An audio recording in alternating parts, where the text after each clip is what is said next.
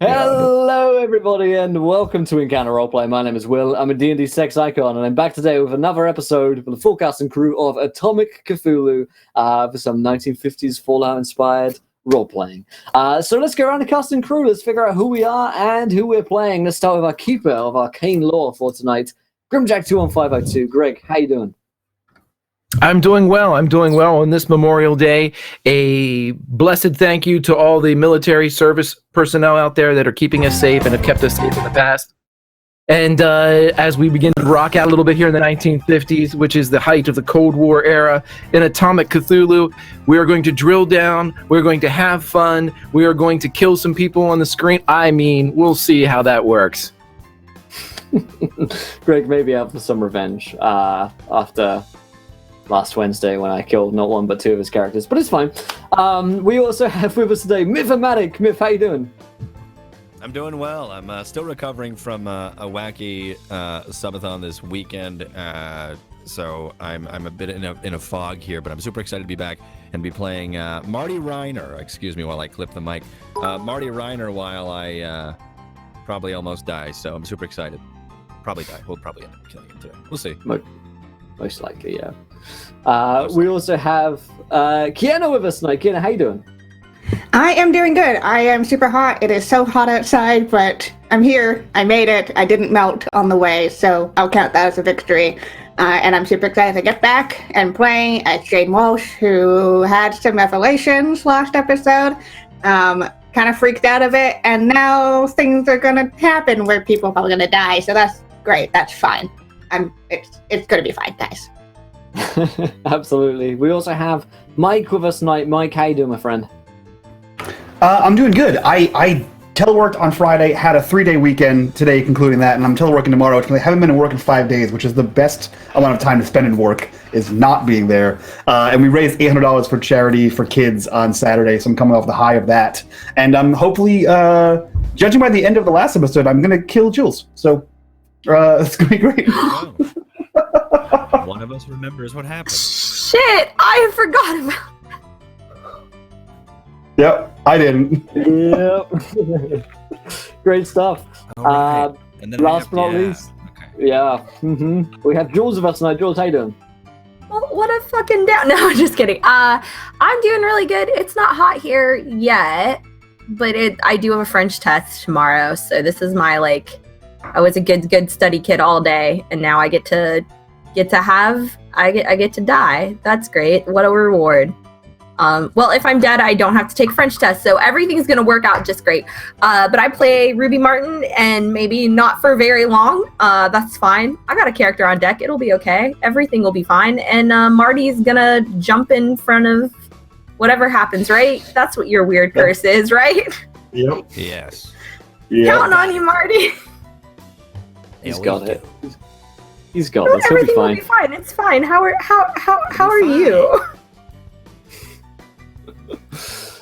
Well, as for myself, I will be playing Agent Gumble, whose most recent thanks for that donation. I'll read out in a sec.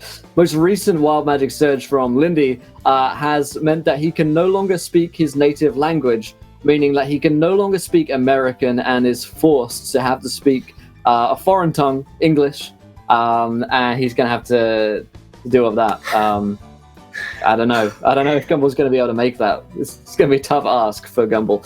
But before we get into today's game, I remind you guys, we're sponsored by Fantasy Grounds, our virtual tabletop of choice. Thanks, Shani, for that.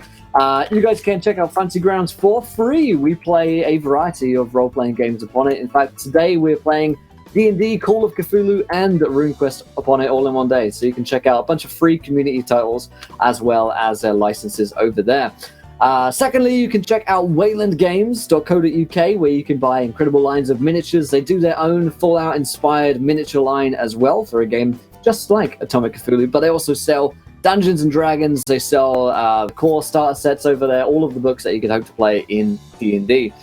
Also, you guys can interact with today's show. If you haven't followed yet, hit the follow button and join us. If it's before you follow us next, and you guys get to decide what happens next in our show.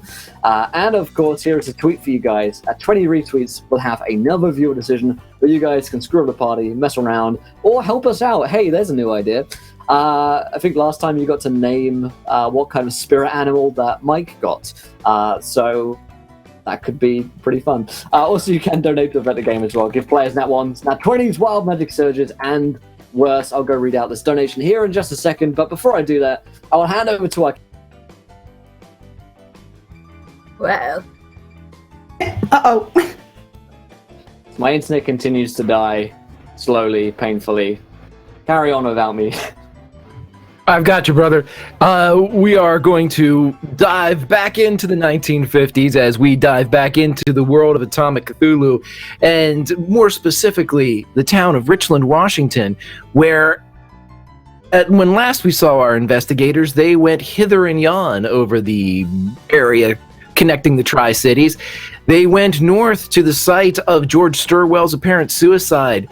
There, a wounded or a slowly dying Marty Reiner was petitioned by a Native American gentleman to follow them to his village, where they went on a vision quest. There, several of the investigators saw things that maybe they didn't really care to see, except perhaps for Lenny Sparks, who was gifted with the vision of himself riding as a post-apocalyptic mutated road warrior.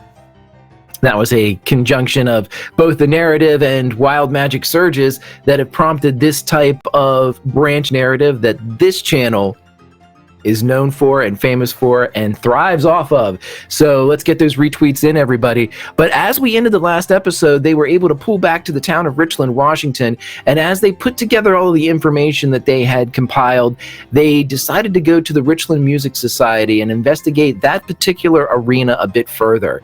And as they went inside, and as there was an awkward moment between Marty and Jane, they were able to go deeper into the Richland Music Society to a sub-basement area where they found glyphs and musical notes lined with a purple iridium along the wall, glowing and pulsing to some nameless tune, a tune that they had heard before at the Native American village, one that has continued through and really drives into the thoughts of Marty and of Lenny as they were witness to a being of immense power kind of spilling from the sky, one that created a terrible wound in their psyche as their sanity was bled from them, drawn from them, feeding this creature.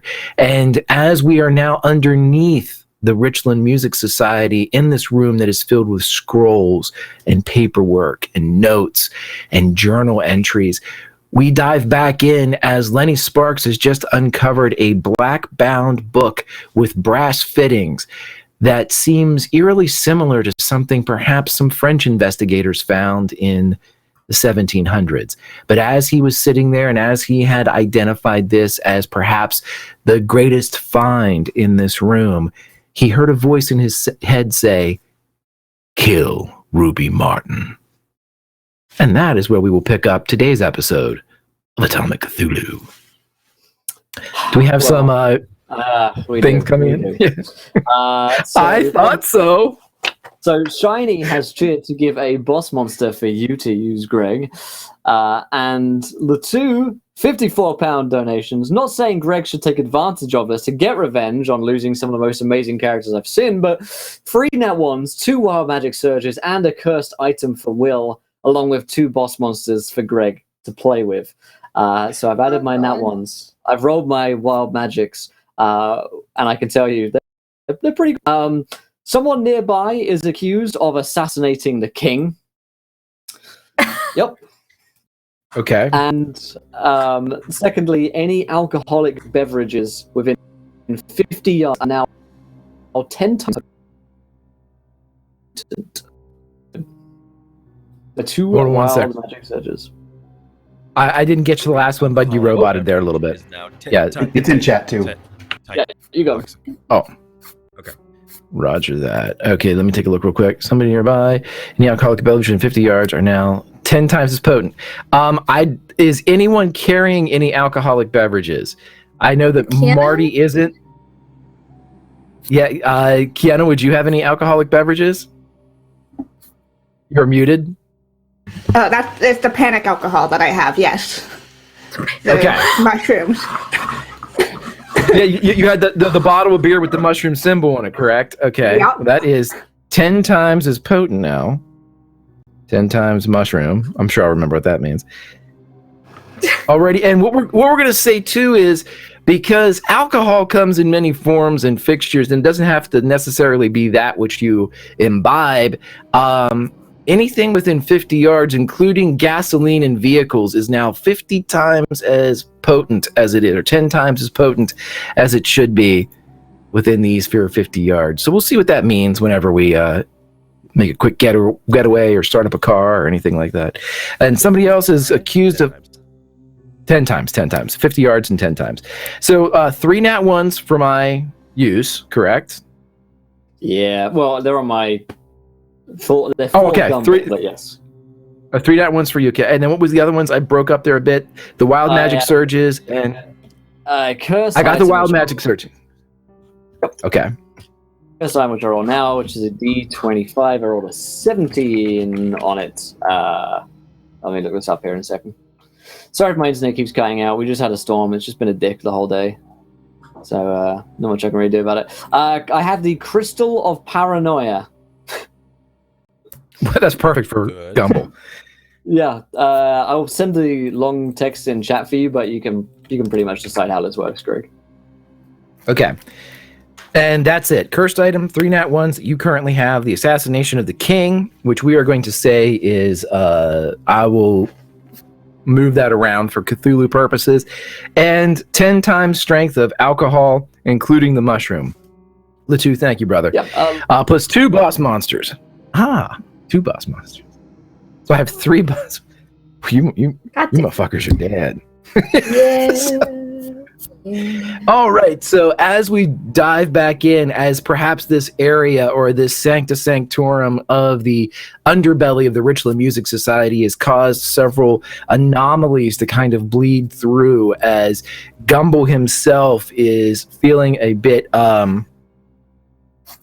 whether or not he believes that instead of a crystal, we're going to say that Gumble's earpiece, the one that he constantly has in his head that's not connected to anything, is now feeding him information about how to complete this mission.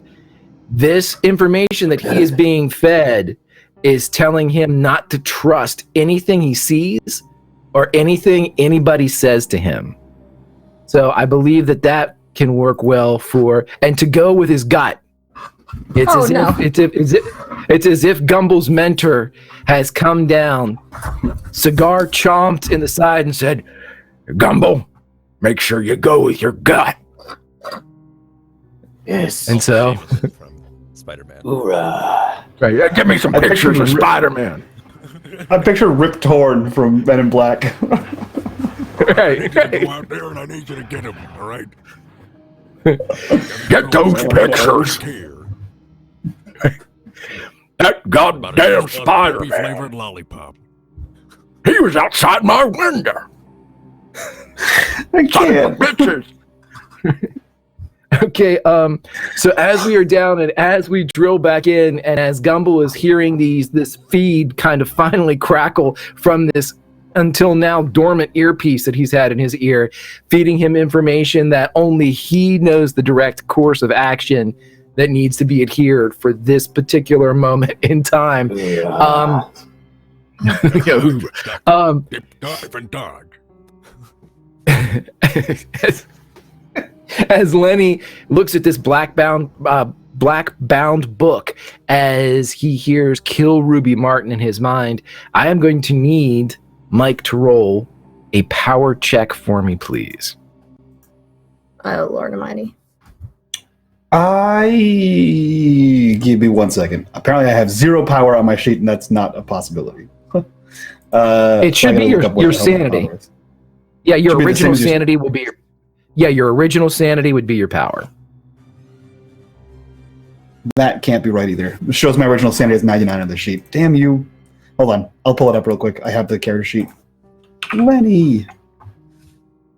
I should have 70. Okay.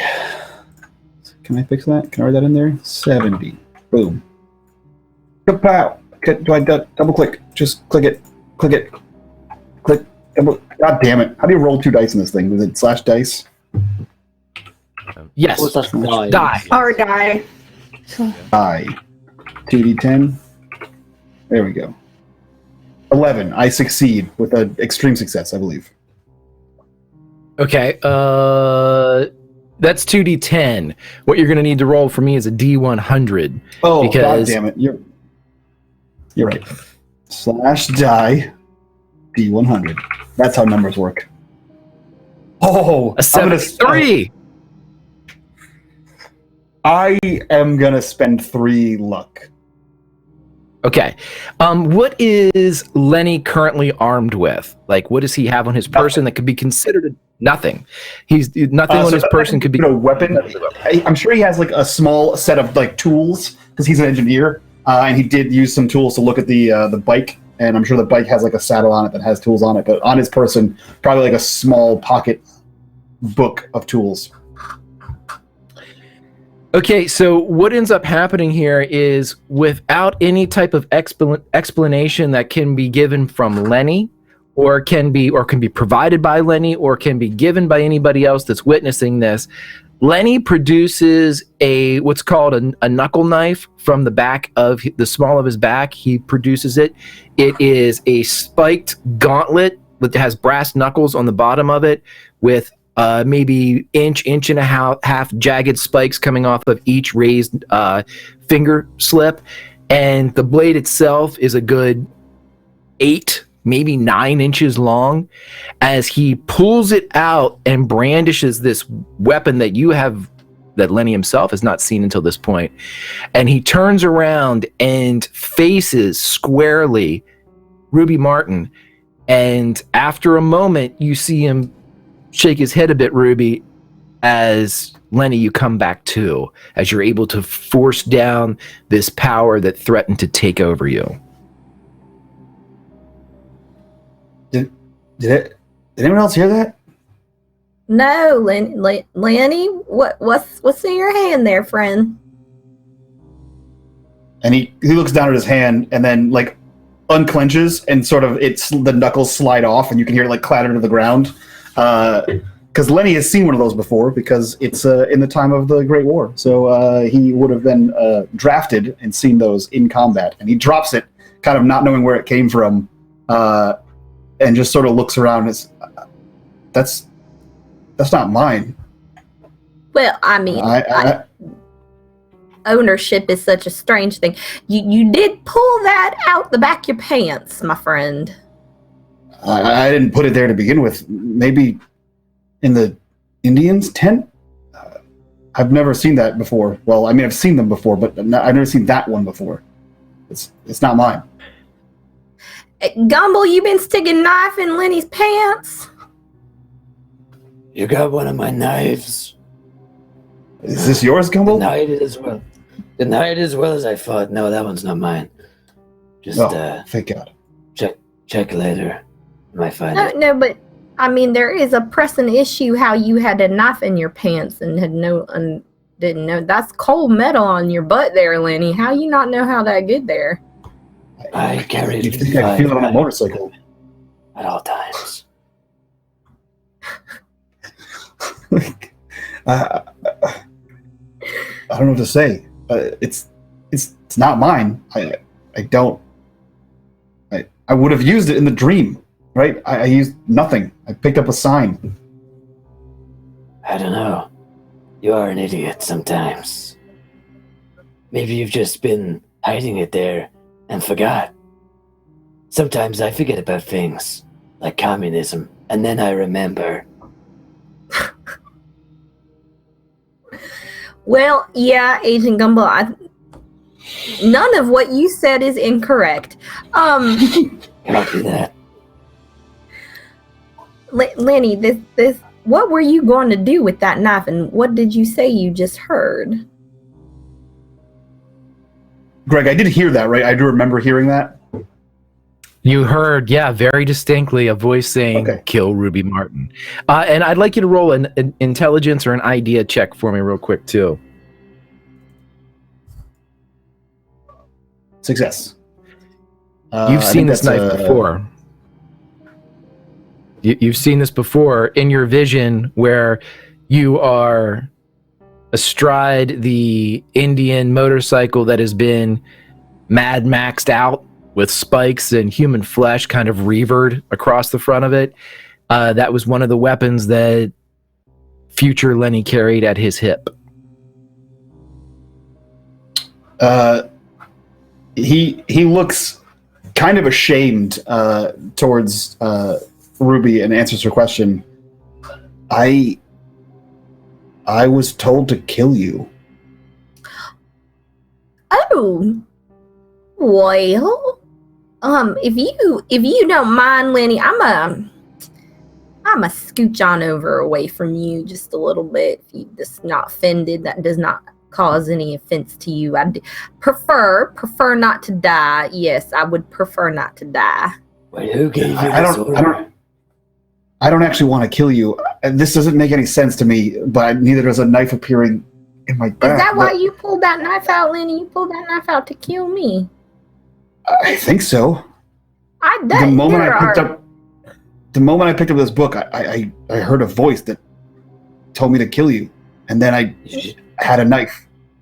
Well, let's put the book down. Should use a gun. Yeah, but it's better. I don't have a gun. But I don't. You do not give this man ideas about how to kill me. That would be I'm just high on the list of things. Listen. He's like still holding the book with one hand, and he has like his other hand. Like I didn't kill you though. I didn't kill you. To be fair. But yes, but the book that talks to you, the book that tells you, gives you very bad ideas, and your mother would be concerned. Let's put that down. But I'm afraid if anyone else touches this, what if someone else touches it and wants to kill you? Wait, is that a book? Yes, it's a book. Do you want me to burn it? Maybe not, but just yet. I Kind of. maybe know what this is. Greg, do I have any idea what this book is? I assume my studies of the occult. Lenny will show you the cover of the book, but he's terrified that if someone else book? touches it, someone wants to kill her. Can I do a check on it since it's the book that tried to kill me? If you have any points in occult or Cthulhu mythos, you may roll. Yes. We both do, probably for different reasons. I don't. Ooh. That's a hard success. And that's if I can Alrighty, Okay, so the two of you, as you look at this, it takes a moment for you as you stare at this black leather-bound book, and as you look at it, you see, matching the same kind of brass gold bindings and fittings of the book, you see symbols kind of bleed through the leather as it first, you see them kind of vaguely outlined, and then they almost emboss as they grow from the leather. And as you look, it is in a language that you've never seen before, but you recognize as saying Book of the Supreme Void. Well, you know how sometimes Like the Supreme you study Court. a thing, you don't think it's going to be true, and then it shows up in the music conservatory. Yes, it's going to be a great day.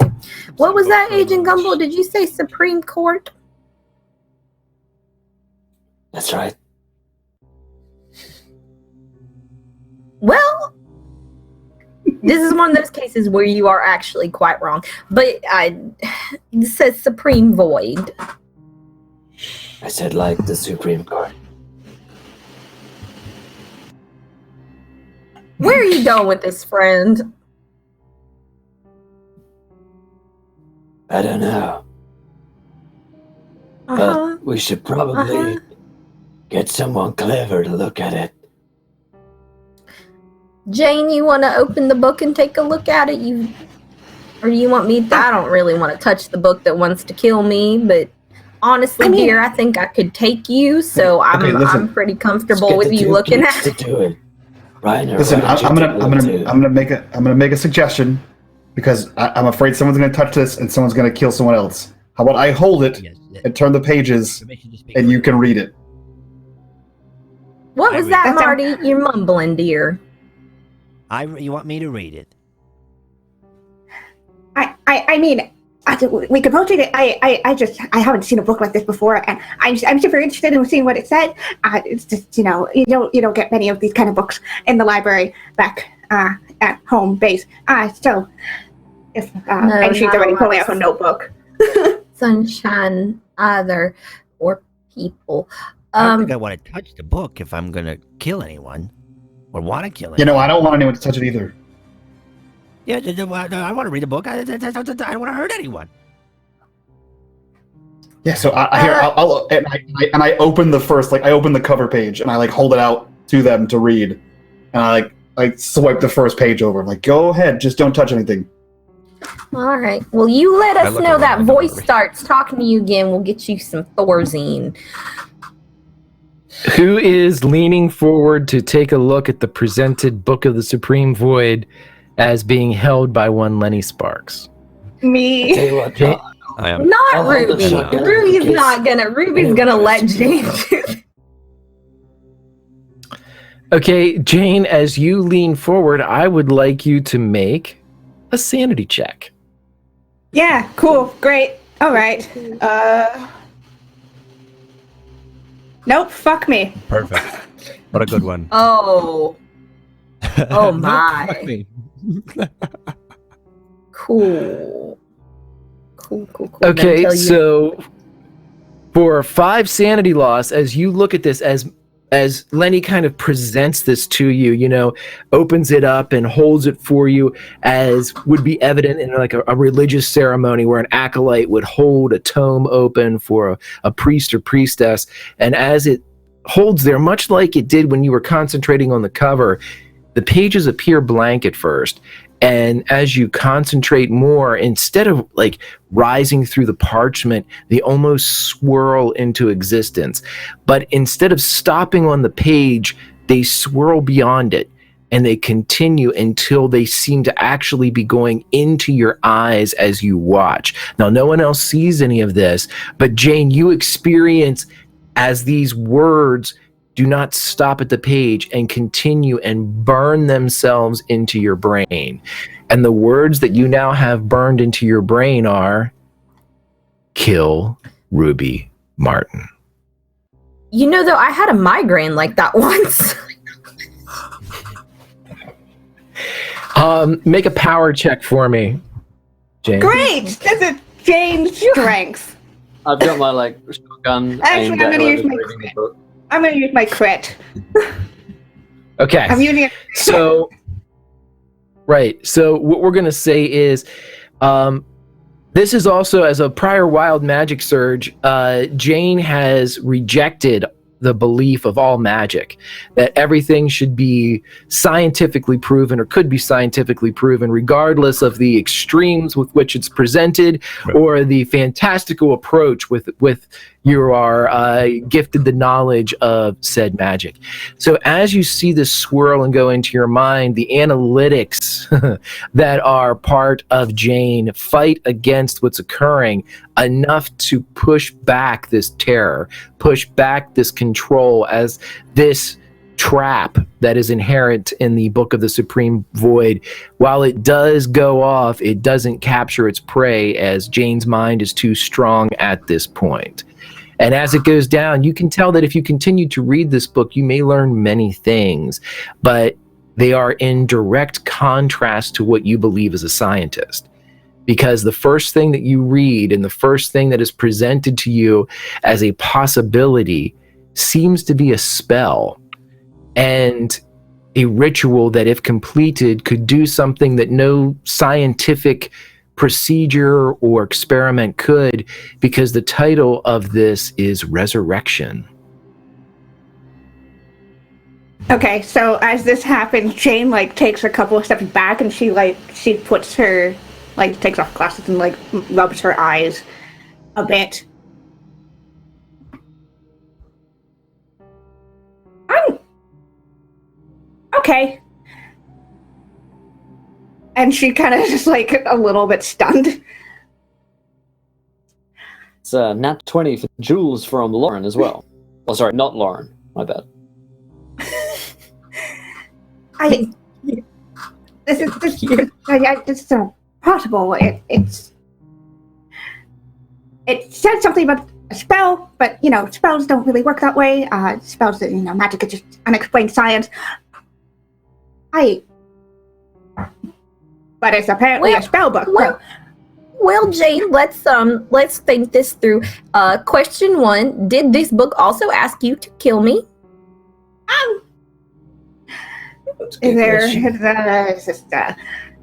How you have those thoughts that kind of stay with you all the time? That's now a thought in here. I mean, I get intrusive thoughts all the time, but this one seems... Why does everyone want to kill Ruby? What's going on? I don't want to kill her right now.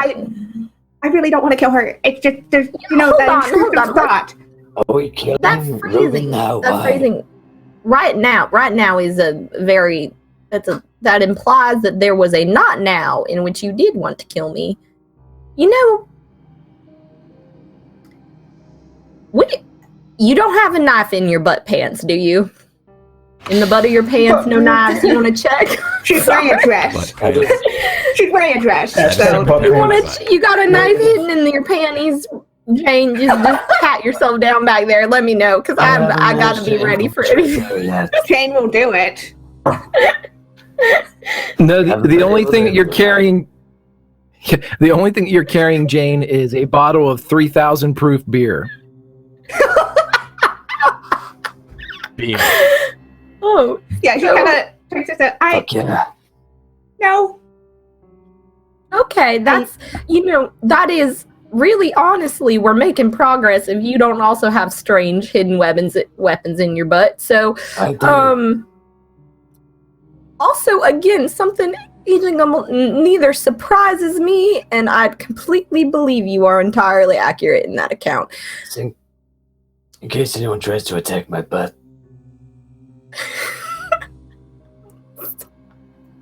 VLZ. So, Jane, I know that you do not believe in magic, and that is probably conducive to the career that you now hold. But what if we thought about it not as unexplained science, but a system of belief, for which some people this is real? So what do these people believe this book can make them do? Belief is a powerful thing. Well, if you wanted to do that, then it's a spell that I first saw. I didn't really want to read anymore after that. It's a resurrection spell, apparently. I don't know how that would work. It seems quite improbable that you'd be able to resurrect somebody after they die, considering... I mean, doctors do the thing with the shocks, so we're not that far off scientifically. I don't particularly want you to get the urge to kill me again, so I regret asking you to take another deep dive. They did it to Jesus in Egypt. Did you read the Bible? They did do it to Jesus, yes. I don't... Right. So is it like a chapter from the Bible? I do. I'm going to guess that I really hope Jesus does not want me dead. There's going to be a whole... This will be a whole different game if Jesus is out to kill us all. I mean, really interesting. Didn't think Greg would really go down that path. But... Who's Greg? What game? This is real life. I do sincerely hope that Jesus is not coming to get me. Maybe Jesus can save you. No, I got baptized as a kid. I think I'm pretty good on that front. At this point, while the religious and existential crisis is going on between several of the members of the Boo organization, Marty, as you guys were going down and originally looking through some of the information, you did find some more benign journals that were placed in here before this incident with the butt knives and this incident with the Book of the Supreme Void. Right. So as Marty, you're kind of captured by what looks to be a journal of one Sherman Knackworth. And I gave it to you guys last week, but it should be in your images center. It is the Journal 1 entry. It should be, the first one should be dated July 13th, 1936. If someone wants to read that out that isn't me, that would be awesome. Where is this now? Marty, you want to do the honors? Can you hear me well enough? I can. You sound a little better now. You sound good on stream. Okay. This is Knackworth's journal? It seems to be, the journal seems to be labeled or entitled or signed by one Dr. Sherman Knackworth. Okay. July 13th, 1936. My summer abroad has been has borne wondrous fruit. England has been pleasant enough, but today I had a most fortunate find in a little bookshop in Richland. Many of my fellow students scoff at my interest in the alchemical roots of our modern science, but I find nothing to be so instructive as history. I have been happily browsing through this dusty tome, puzzling out its curious contents.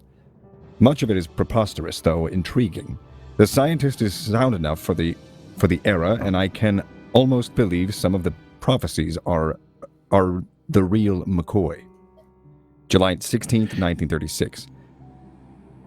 I just turned up something interesting in my readings. Apparently there is some sort of witch cult in a place called Goatswood that worship this Azathoth thing from the book. It's not that far from here. I should take a little trip. Probably won't come to anything. August 4th, 1936 is kind of hard to read right here because I've got dice blocking it. Hold on.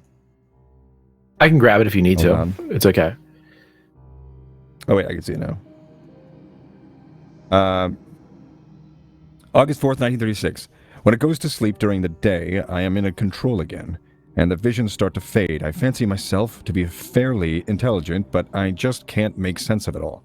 Other worlds, alien races, horrors beyond comprehension. I'm losing my mind. My pain is sweet to it. I should have never gone near Goatswood. This isn't a benign journal entry. Well, it doesn't ask you to kill anyone. Want to kill me? I don't know. Yeah, it doesn't make you go insane. So. Right. Okay. That's true. Okay, so as you are reading this and as you are seeing the potential downfall of one Sherman Knackworth, all of you roll a listen check for me, please. Oh, bother. Oh, bother. Listen. Guys, can we all take a vote that Myth reads out all things from now on? Yes, Right. Motion passed. That's a success. I hate reading. Myth is now the narrator. You have such a good voice, though. Okay, Gumble and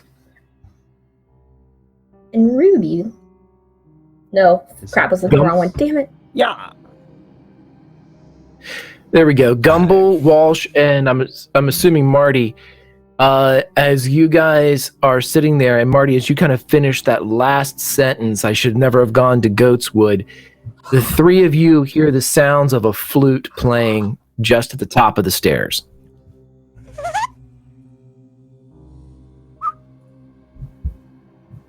The three of us?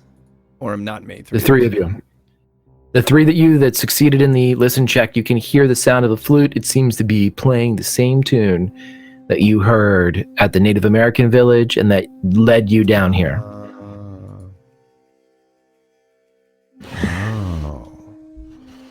Well, it seems that whatever brought us down here is now up at the top of the stairs. The flute music stuff. What I don't flute know how to feel music? about that. That flute music telling you got kill me. No, at least I don't think so. There may be a correlation, but at the current moment, I think they are separate. Either way, it's Hear that upstairs now. music from the village. Yeah. Roger that. Well, neither Marty nor Gumble have tried to kill me yet, so I guess we'll go with it. I agree. I think anyone's tried Let's to kill follow you yet. Flute. It's true, no one's tried to kill you yet. If I tried, you would be dead. But I don't want to, Ruben. You're my best friend. Aw. That's real sweet of you, Gumble. That's real sweet. Hey, before we leave, so you have Nackworth's journal, and we have this, and Nackworth sounds like a crazy person, and he owns this whole place. What if there's more in here? Like this. And he holds up the book again. It's highly likely. Highly likely. And I don't know if any of you noticed, but you know how he just in the journal he was talking about things about he's haunted by dreams at night, but then he's okay in the day. That sounds a lot like Stirwell, like a lot like Stirwell. It does sound. Did Stirwell ever go this goat's one place? I don't recall his wife saying he'd been to England. No, but Stirwell's been here before.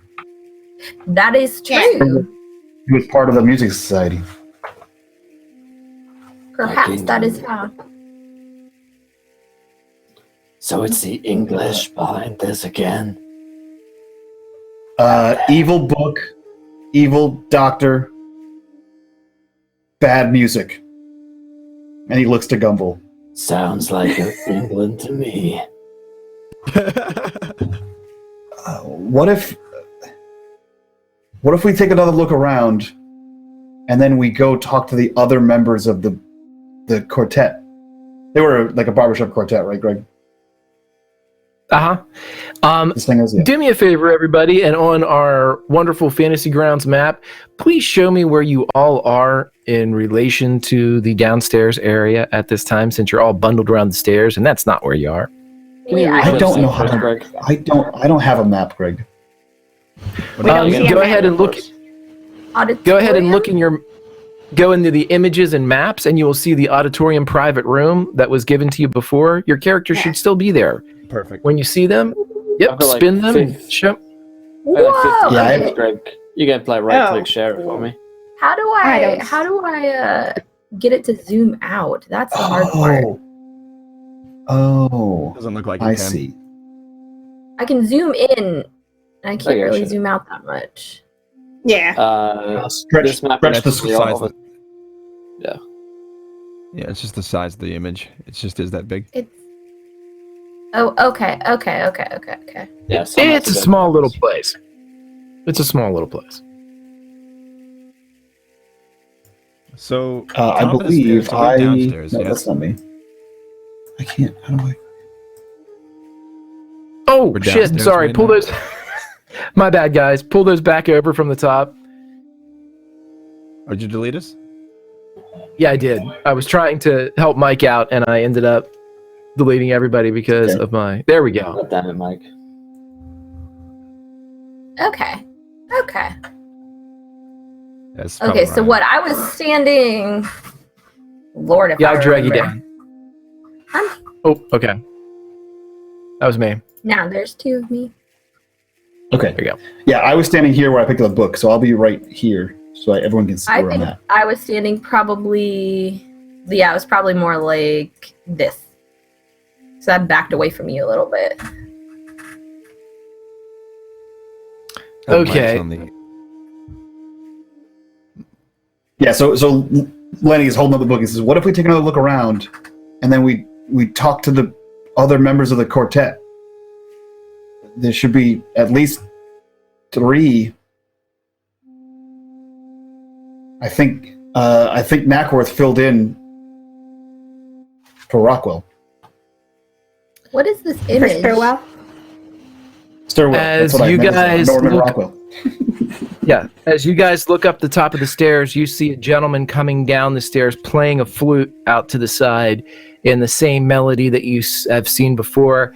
The people that were in the front office and saw the program that had been printed recognized this gentleman as one Dr. Sherman Knackworth.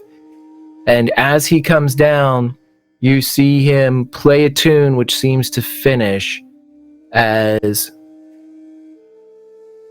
a creature of limbs, tentacles, and tendrils erupts from the last note as it drifts through the hall. And as these eldritch symbols of purple and gold erupt and kind of coalesce, they form this creature. The first thing I want is everyone to roll a sanity check for me, please. Great. Perfect. I don't think I have it. All right, I don't think I have the sanity for this. Was that correct? Oh my god. Yeah. Give me 2 seconds here, Greg. Sure thing, bro. Sanity, what's up, man? What's mine? Mine's pretty bad right now. That's a success. I just don't know where anything is on this sheet. It should be Okay, under the main tab. It looks like everybody succeeded except for Lenny, correct? Yep. I didn't roll yet. And haven't rolled yet, right? Let's just double click on it. How does that? Yeah, double click on where it says current sanity. Oh, on current. Lenny, you're going to lose 9 sanity. Oh, fuck. And Marty, you're going to lose 4 sanity as this creature works itself into your brain. Also, at this moment, what's going to happen is, Lenny, you give in to what happened before, and you are going to lead off this encounter by attacking Ruby Martin. Well, Got it. shit. Greg, can you send me stats for that knife that's at my foot still? There Yeah, it's goes gonna be my a plan to D10 grab when you the roll. knife and stab the thing.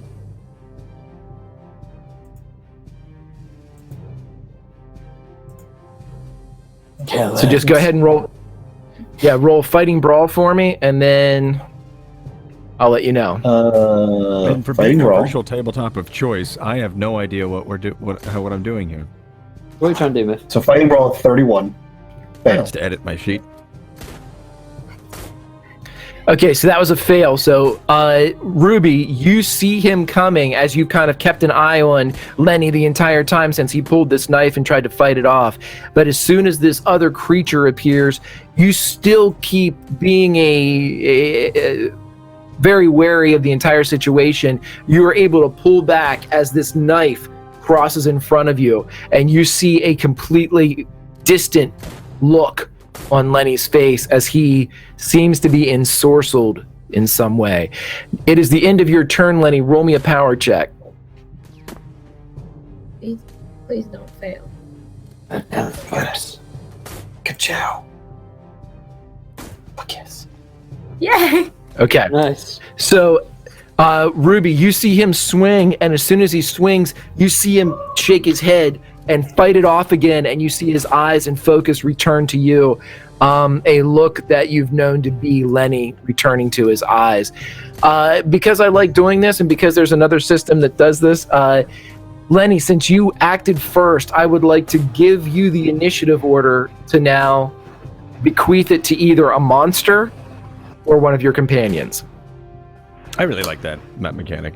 Yeah, I do too. Okay. I'm gonna use that more. I kind of like that too. So I think so. He grabs the blade and he goes to swipe at her, and then like as he's mid swipe, you can see him like blinking and shaking his head, and he looks you in the face, and he looks terrified, and he pushes a hand out towards you and says, "Go!" And I'm giving the turn to Ruby as he tries to shove her away. God damn it, Lenny! This is twice now. Give me the knife. I'm trying.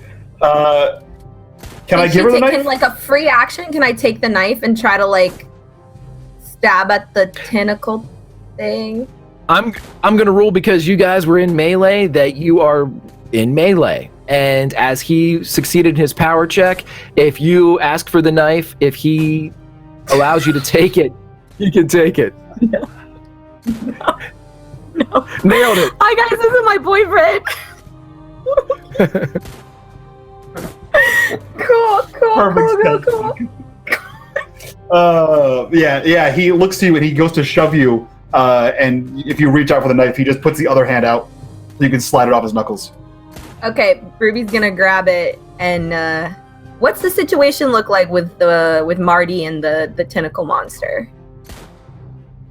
With Marty and the tentacle monster? Is it just like you said, it like takes over his brain? Is it like all enwrapped and stuff? No. It seems to be floating about 3 or 4 feet above the ground. It's about 5 to 6 feet wide. Think of an octopus with like a top of a mushroom instead of a cephalopod type of, man of war, like squid expenditure.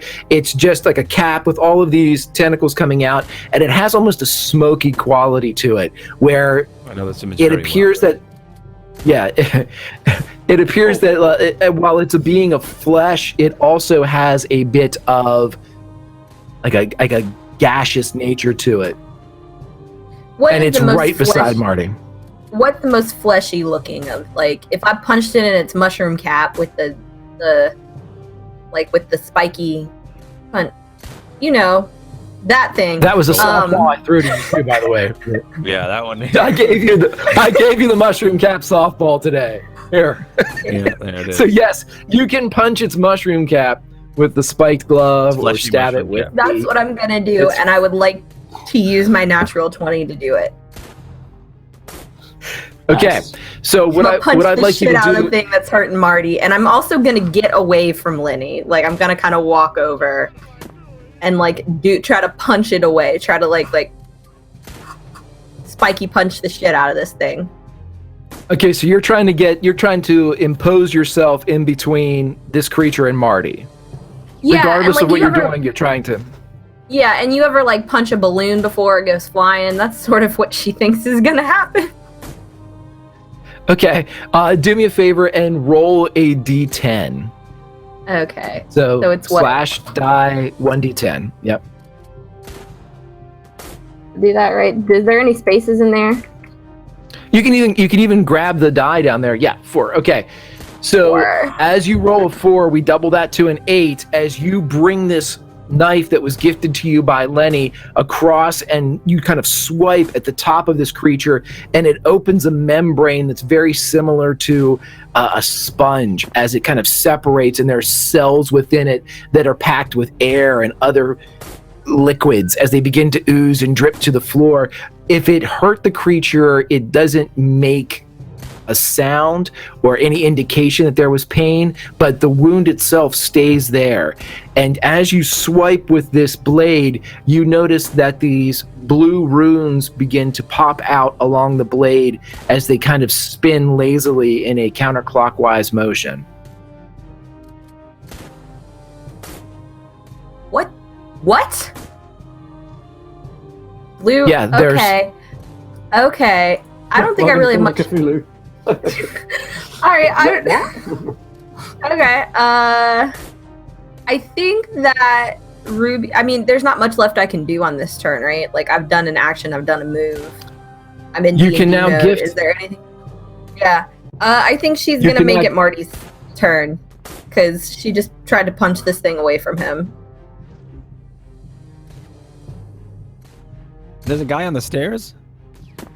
Just say, Marty, don't just stand there. Go run, get away from this thing. You better run, son. You ain't good at the fighting. Yeah, that's what I'm good at doing. You punched that thing, and now it's kind of like. Okay. Yeah, I'm gonna probably try to back up to over here, behind Gumble. Okay, you do have the ability to have an action here at this point. If there's anything you want to do other than move, you may do so, Marty. Marty doesn't fight. No, I mean he's gonna run away and hide behind Gumble. Get behind me, I don't know what kid. else he has to I don't know if he has anything that could. No. Nope. Yep. I'm gonna hide behind him. Okay, so you run back behind Gumble. Are you giving the initiative order to Gumble? I will. Okay, Gumble, you are up. Okay, first of all, tomorrow I meet an immortal, desperate, and unable to die. I also embrace the nearest tree, and I refuse to let go. That'll be fun. Next This is gonna one, be cool. all within 50 yards must save, or their hair combusts. That's good. Let me look up some of the others. If I get Israel for that donation, by the way, I've just been spammed with wild magic. Thank you, guys. The next one here. You guys are nuts. I am horribly afraid to use metal weapons. I'm scared, but I will. And then 591. I'm even halfway through. I can't cast fire-based magic while in the rain. Yeah, I can't cast fire-based magic while in the rain. That's okay. I don't want to. That makes I sense. don't want to do that. Yeah. Next one. I can't speak except when I'm barefoot. Wow. Gumble. Hippie Gumble incoming. Hippie Gumble. I was just gonna say that if you recap so far, you have to be a barefoot tree hugger to Tree speak or do anything. Yeah, basically. But you last won't one die.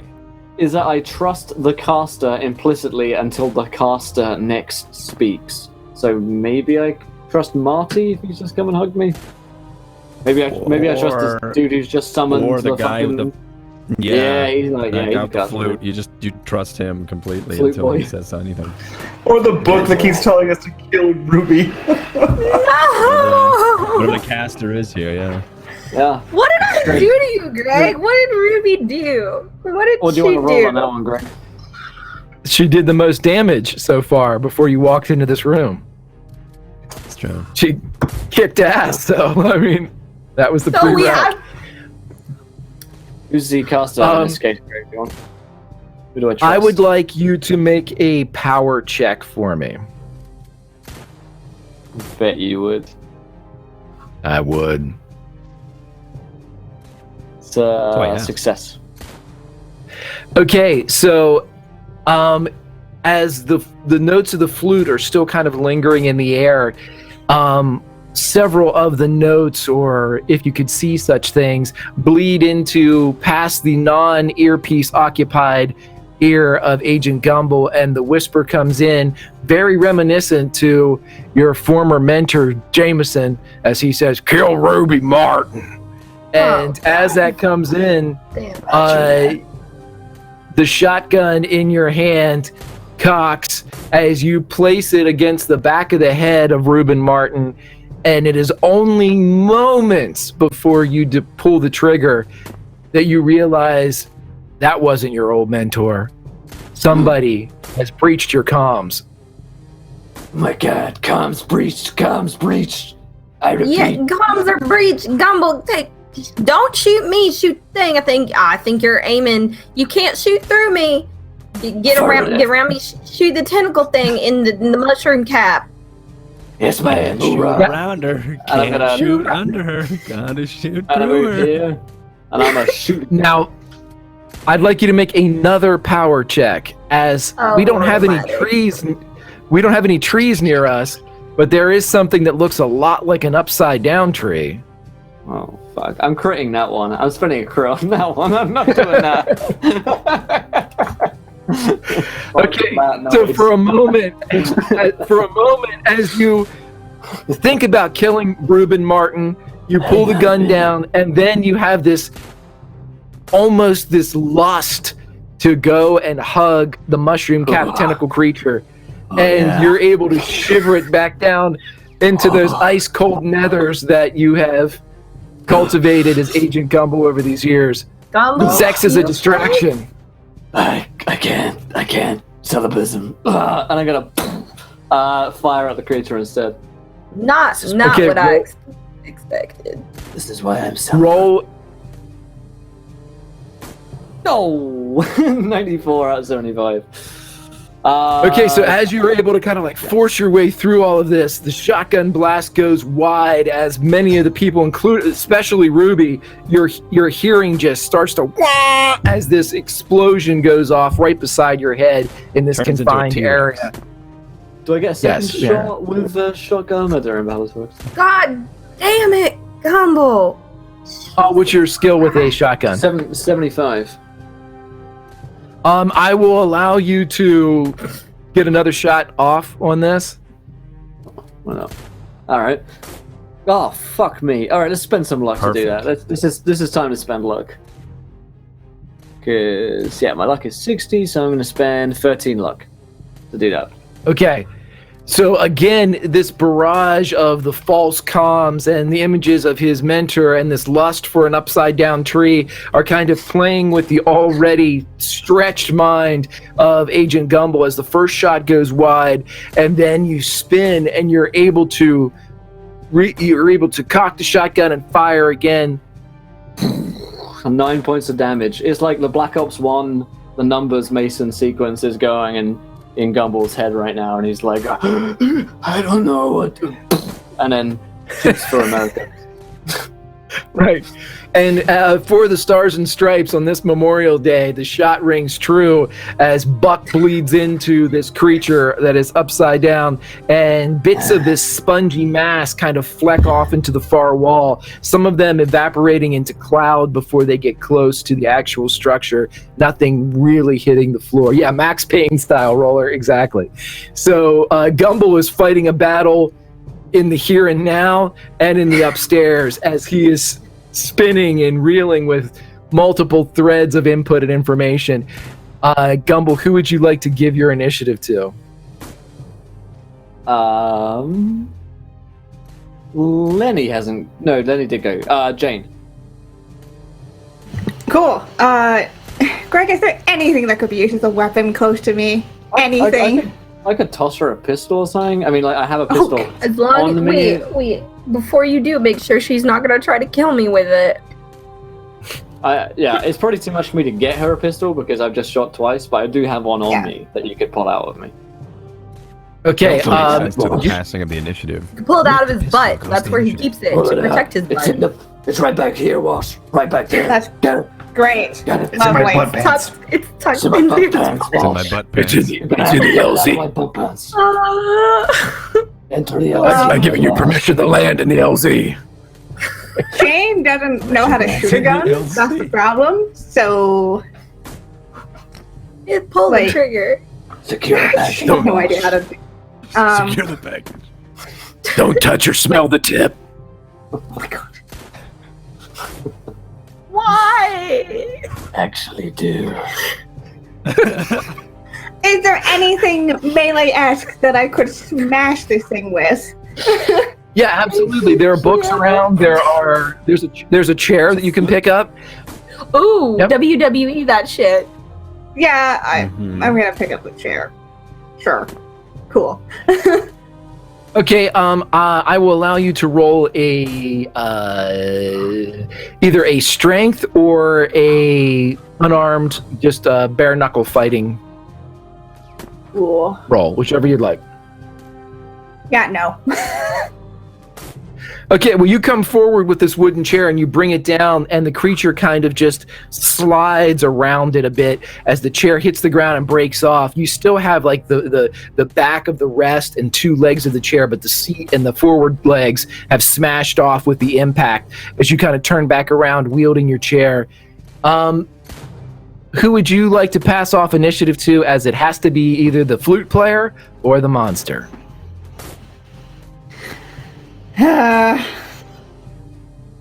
Do the monster, I guess. It's gonna be both of them before we get around, so. Yep. Okay.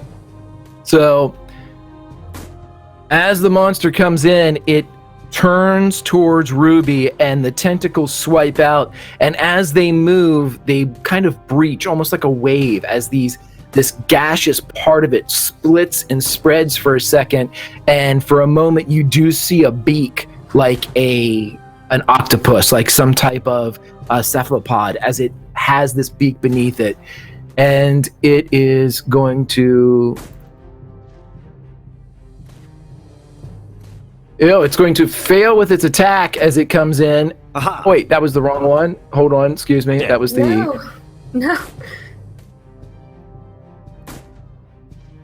Yes, Shit. so with a 14, it hits, and the 14 will do. As it bites into you, the bite is actually. That's not right. What? All right. You get 3 damage as it bites into you, but you begin to feel your blood seeping up into it. Were we back up you to are- full health from when we came back? Whatever you guys know. In Cthulhu, you don't sleep and get better. You are hurt until you get an extended period of rest. Cool. I got 3 points of health left. So as it bites, the rest of you see it bite into Ruby, and it holds her in place as she kind of lifts off the ground with this beak attached into her side. The gentleman up to... Oh my god, I do not want to have an appendectomy this way. Somebody kill this fucking thing. Kill it, kill fire. The flute player comes down, and I would like a power check by Marty. That's me. There you go. Okay, so as he engages you, you see him muttering as he takes a very long... Yeah, he takes a very long pinky nail, and he draws a line of blood along his opposite palm, the one that's holding the flute, and you see him begin to play as this blood and this line kind of bleed into this flute that appears to have more of a membrane quality to it than metal or wood. Skin flute. As it drinks it in, it's a skin flute. And as he plays into it, you're so quick. As he plays into it, you for a moment you hear that continued kill Ruby Martin, but you are able to face it down.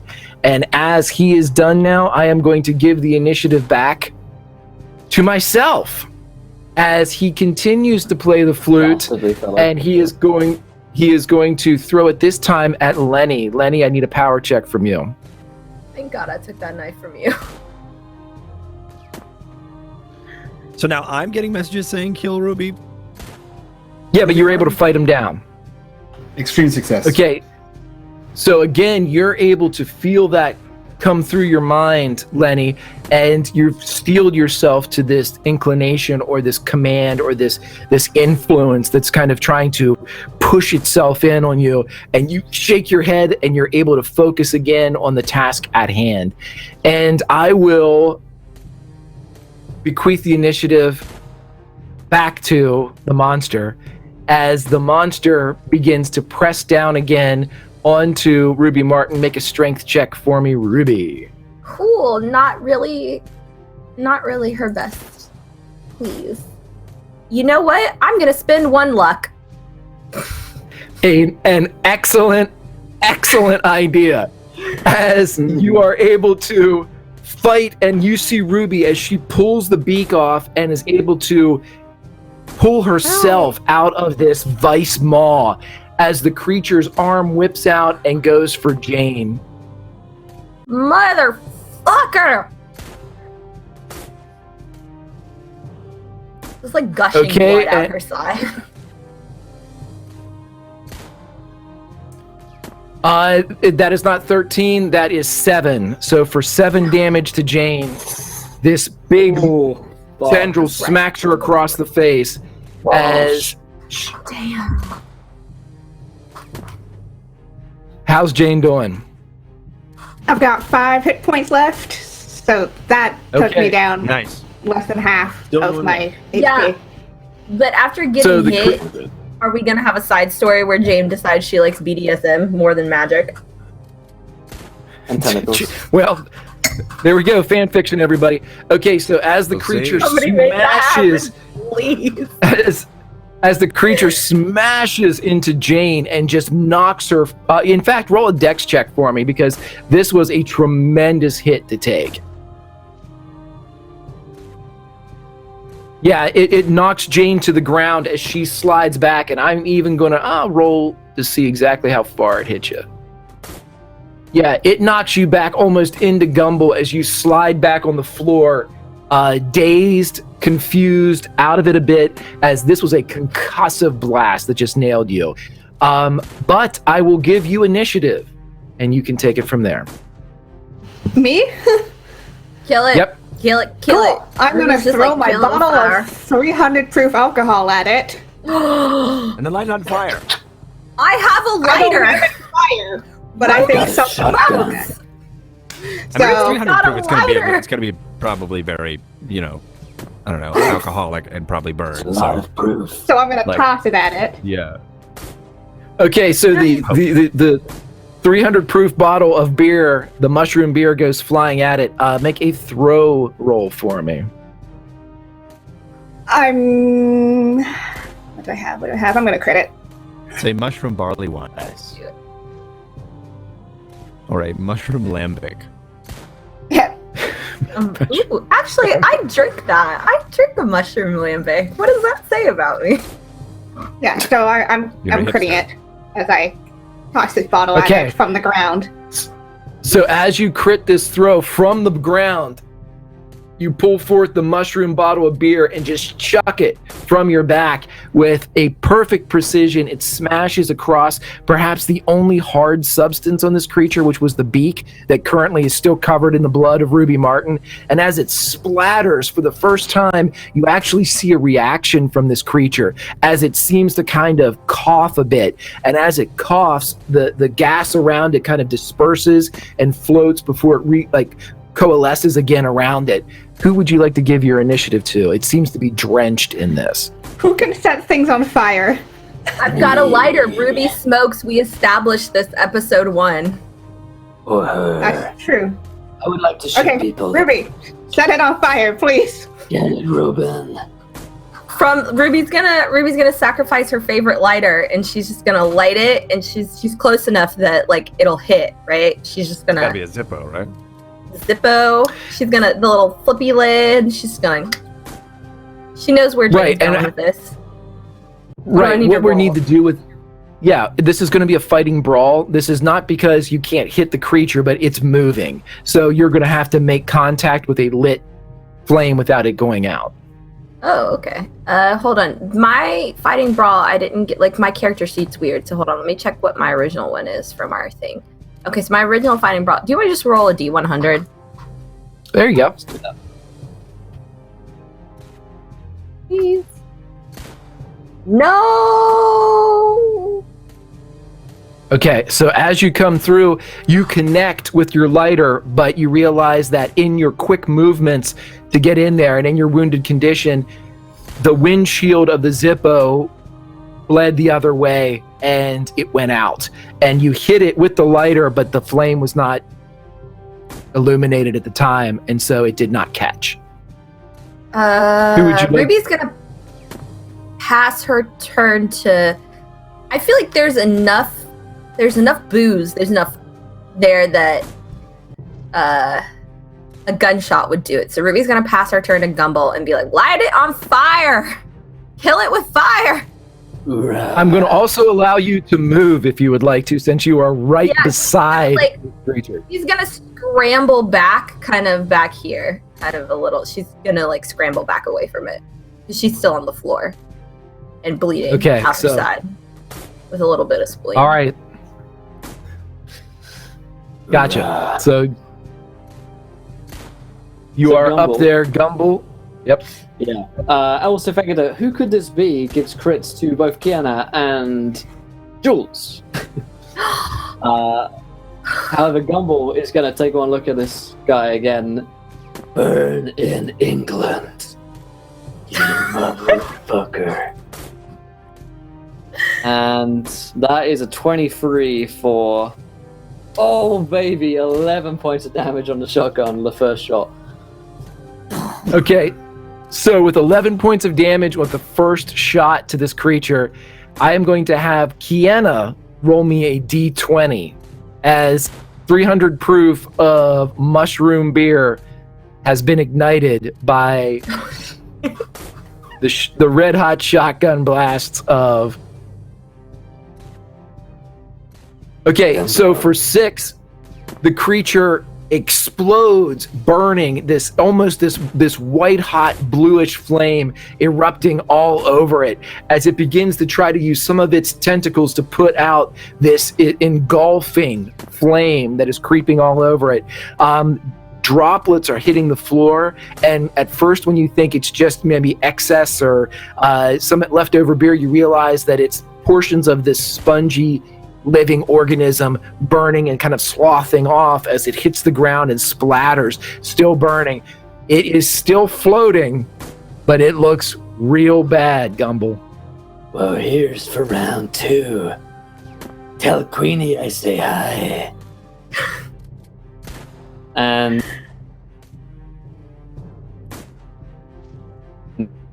Do you have it's been 34. We may never know. Oh, there he's back. that is a success, sorry. Yeah, I have 75, so it is a success.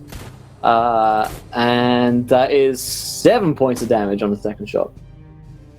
So with the second shot, Agent Gumble, how do you send this creature back to the plane from which it came? Fuck you and your crumpets, bitch. So with a mixture of splattered sponge, burning beer, and this inky blackness that was kind of coalescing around the creature, it evaporates and explodes into the ether. Much to the dismay of the flute player who has witnessed this all go down, but alas, it is not his turn, as we now give Gumble control to give the initiative to somebody else. Long live You have the initiative ball. America. And I hand my turn over to Sparks. You pointed out where the pistol was in the small of your back to Jane, right? Not the small of my back, it is my butt pants. Sorry, you pointed out where it's in his butt pants, right? Go into the LZ now, Sparks. Retrieve the package. So I'm going knuckle deep into the LZ to grab that pistol out of there. You're You're going south of the 38th parallel. There you go. I Tango. think it's Yeah. I'm invading a parallel foreign to land. talking- We're talking about Korea. Stay I'm fast. invading a foreign land. You're going into no man's land. Well, it's gonna be 1 minute after I Oh get my done. god. Oh, you're in the Going behind demilitarized enemy lines zone. there, Oh Lenny. god. Yeah. Oh no, there's a gun there. It's militarized, and I'm gonna try to clip the guy on the stairs. I don't want to kill him You may because never be he the looked same like man again. Knackworth, right? Yeah, he looks like Knackworth. Maybe. Okay. Yeah, I'm gonna clip him like in the shoulder to, make him pull the flute out of his mouth, the skin flute out of his mouth. Gonna That's wing what- him. Yeah. Oh, I Okay, succeeded. Okay, that's a regular success. I will let you know that you're going to hit him, but not necessarily where you want to, unless you want to spend luck to make that a hard success. No, I'm just gonna shoot him. Okay, roll a d10 for me then. 1d10. 10. I can't believe you turned this into a Suck skin it. flute. Suck it, guy. That's rude. So, as Really you sure? as you turn with the intent to wing this guy and bring him down, you place a shot expertly between his eyes as the top third of his head explodes, painting the purple icons and note symbology across the wall as he just explodes. But what you then see crawl out of this man's head. No. Oh yeah. No. It's a little rabbit. This was bad enough, Greg. Why are you making it worse? Oh, it can always get worse. It's Cthulhu. You see this bug with numerous appendages. It's small in size, probably the size of a human brain, and it is wounded by your shot. And as it kind of creaks out, it turns and its mandibles still covered in this brain matter and gore of inside of Sherman Nackworth's head. It turns and rises up to its full 6 or 7 inch height, and it looks at all of you with these multifaceted eyes on the top of its head. It is, however, not its turn. As Lenny, you may give this turn to somebody else. No, I give it to the weird monster thing. It's the monster's turn. Okay, so as you give it to the weird monster, I would like Gumble to roll a power check for me. I'm a very powerful man. That's a success.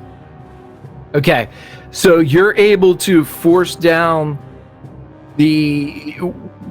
what this creature is trying to convey to you, and it is that telltale mantra of kill Ruby Martin, but you're able to force it down. I don't and know as Ruby the Martin. I only know Ruby. That's fucking right, you don't! There is no Ruby Martin. That's the one thing that prevents him from turning the shotgun on. He just doesn't know. Right. I do it if I do. Ruby's too competent to be female in his eyes. That's right. So I will then Oh my give god, this is the first time sexism's been a good thing. I don't even know what to do. If I were gay, Ruben.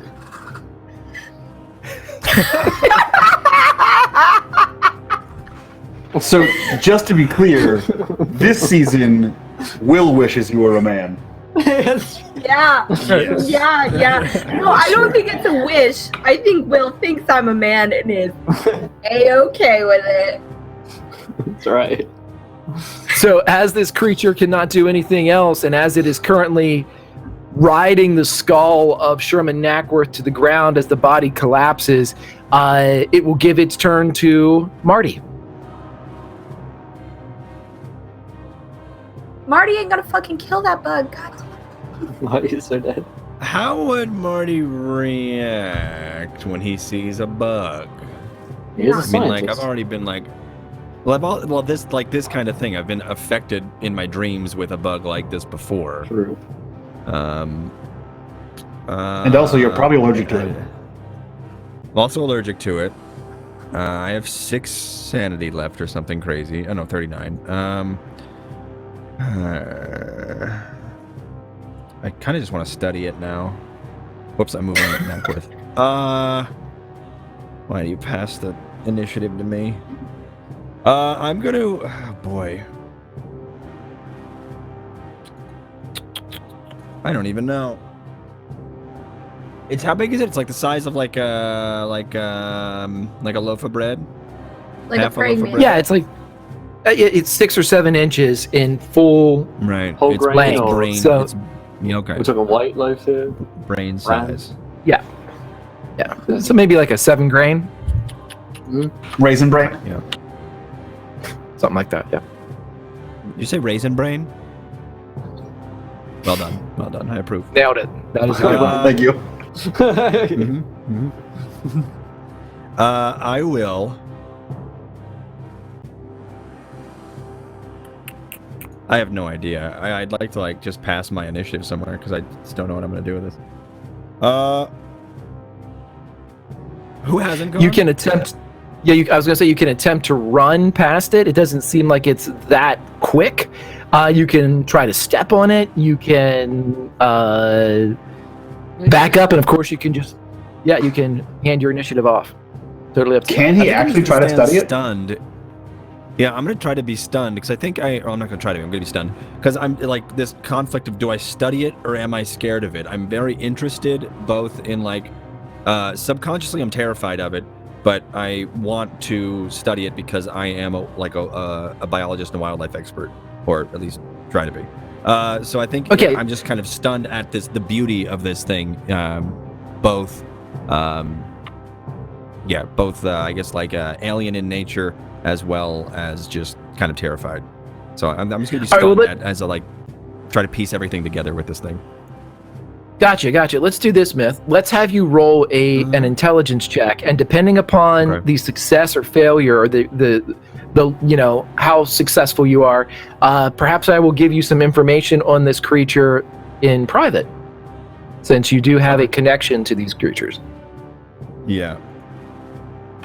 Or even like a power or sanity, because I feel like just a lot of stuff has happened with this, with like bugs and him. All right, so intelligence, you said.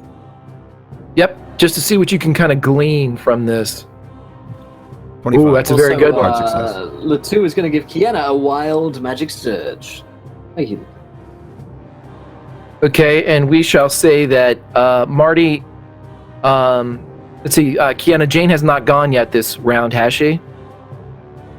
She has not, I don't think. So we'll have the wild magic surge hits right now, as we're going to have Marty give it over to his love interest, Jane. To Jane, yeah. I'll do that. I'm freaking out. I'm getting the operator outside into the real world right now is downloading all the information in my matrix mind about the spot, and then I look over to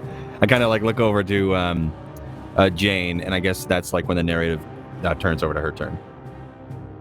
Cool. So my wild magic surge was 7518, which is from my computer. Cool. My teeth turned to diamonds 1d4 hours after being extracted. Cool. Wait, what was that? Her teeth turned to diamonds 1d4 hours after being removed from her head. Yeah. Nice. So that's cool. Yeah. Get rich quick. Yeah, she had no idea how this works. Kind of carbon teeth.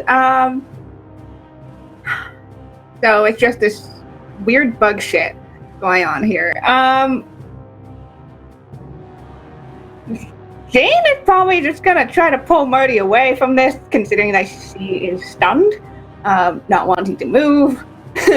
Let's get away from the bug, kind of deal. Mm-hmm. Okay, so I will allow you to take both yourself and Marty to wherever you would like to go in this room. If you try to go past it, that would be different, but if you try to back away from it, you can go anywhere in this room. Hey, evacuate over here. And who would you like to give initiative to?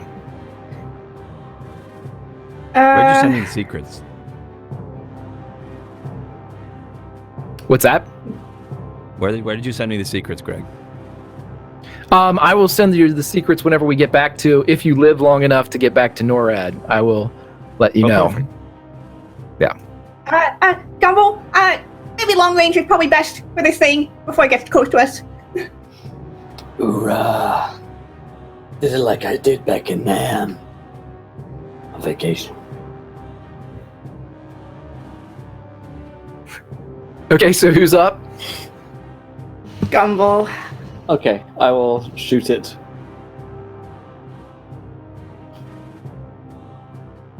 It's a hit for 6 points of damage with my shotgun.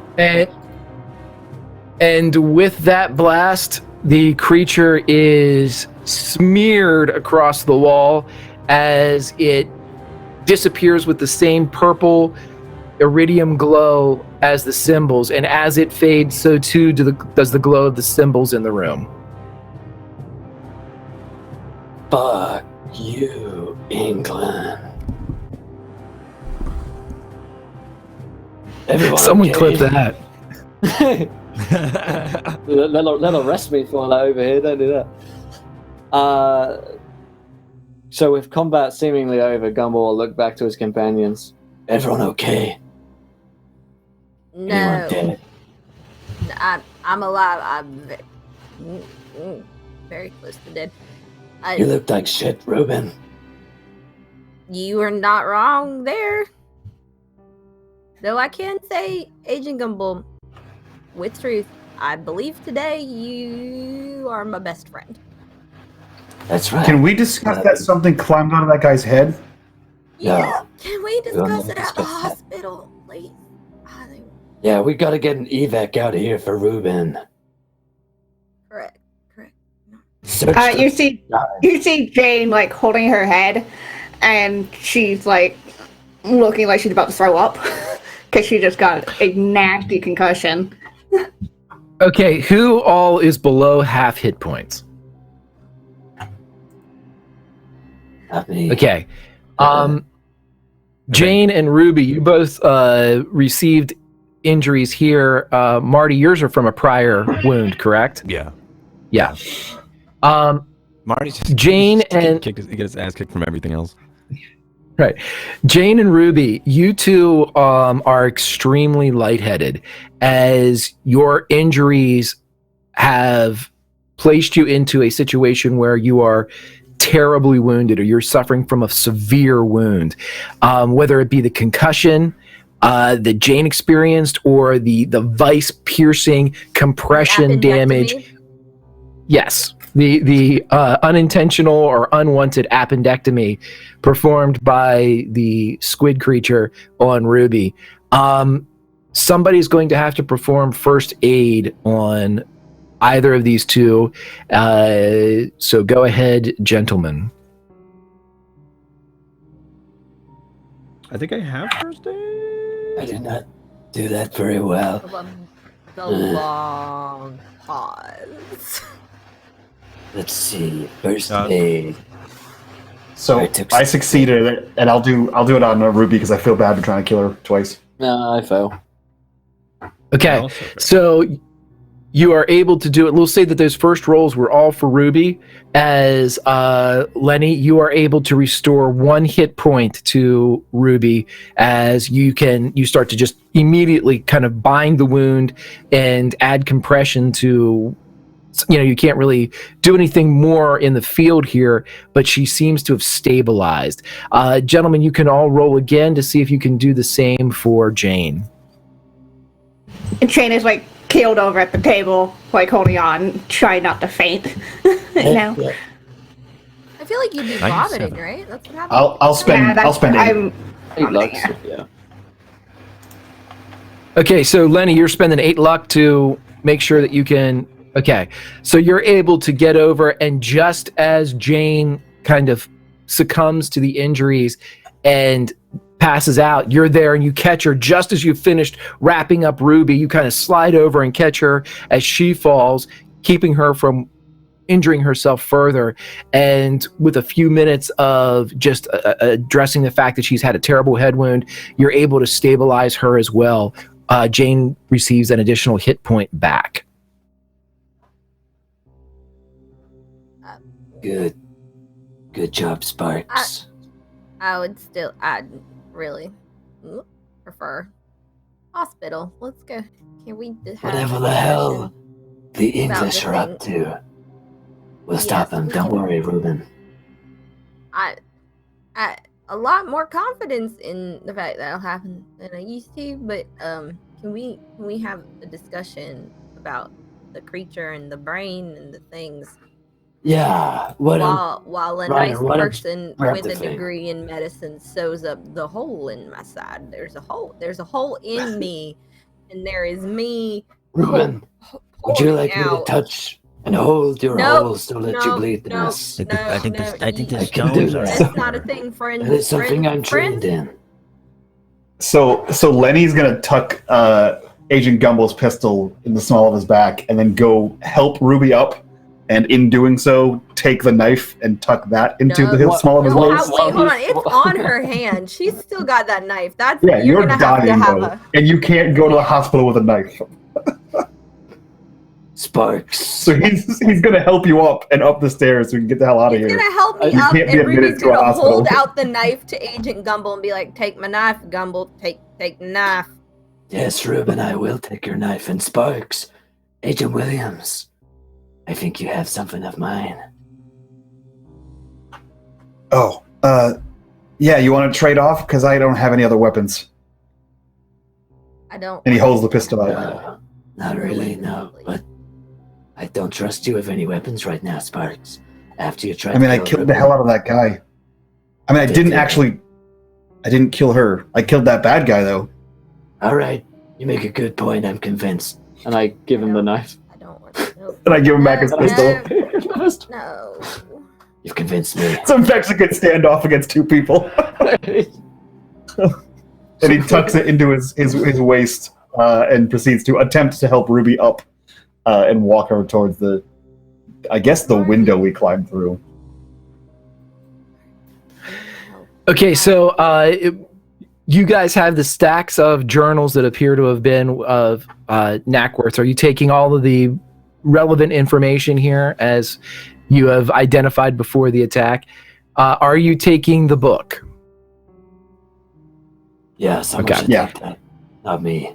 Yeah, Lenny still has it in his hand. Okay, in your search, you find the book, you find the journals, and you find what looks to be a tin of, when you crack it open and look inside, it almost looks like black, like ink or shoe polish. It, however, is covered in the same symbology, iconography, and runes that you all saw on both the book and the walls as you walked down. It seems to be an item of at least some type of power. I think Lenny looks to Marty knowingly and says, "Save that for Jane." This? Yeah, she likes that kind of thing. What is it? I don't know, but she likes science, and she'll want to figure it out like a mystery. Maybe you can work together.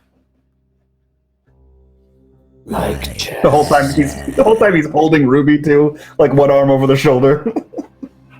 You still getting that message? You want to kill me? Is there a reason we are not headed to the hospital? We gotta. There's someone else who's also dying. You're heavy. Yes, but you're trying to make a love connection. You're not trying to help her. Listen, I can only help one of you at a time. I already bandaged both of you. And I Give me a break. I should probably. Listen, Ruby, I'm getting a lot of sass here. I killed the guy. I saved your life. I saved her life. I'm carrying you. I can only do so much. I'm an engineer. Sparks, here, you hand me over to Agent Gumble, and you pick up Jane, who you've never tried to kill, and we'll make our way to the hospital. Agent Gumble, I regret saying this out loud, but would you come here? I am in need of you. I'm not a doctor, Marty. Yes. Yes, I will. Oh, Agent Gumble, it is a good thing you are not interested in men. That you know of. You can say that again. Or that's don't tell. Don't worry, Jesus. Don't worry.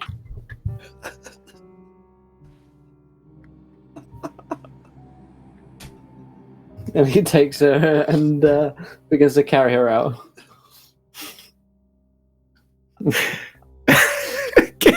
How is this show happening?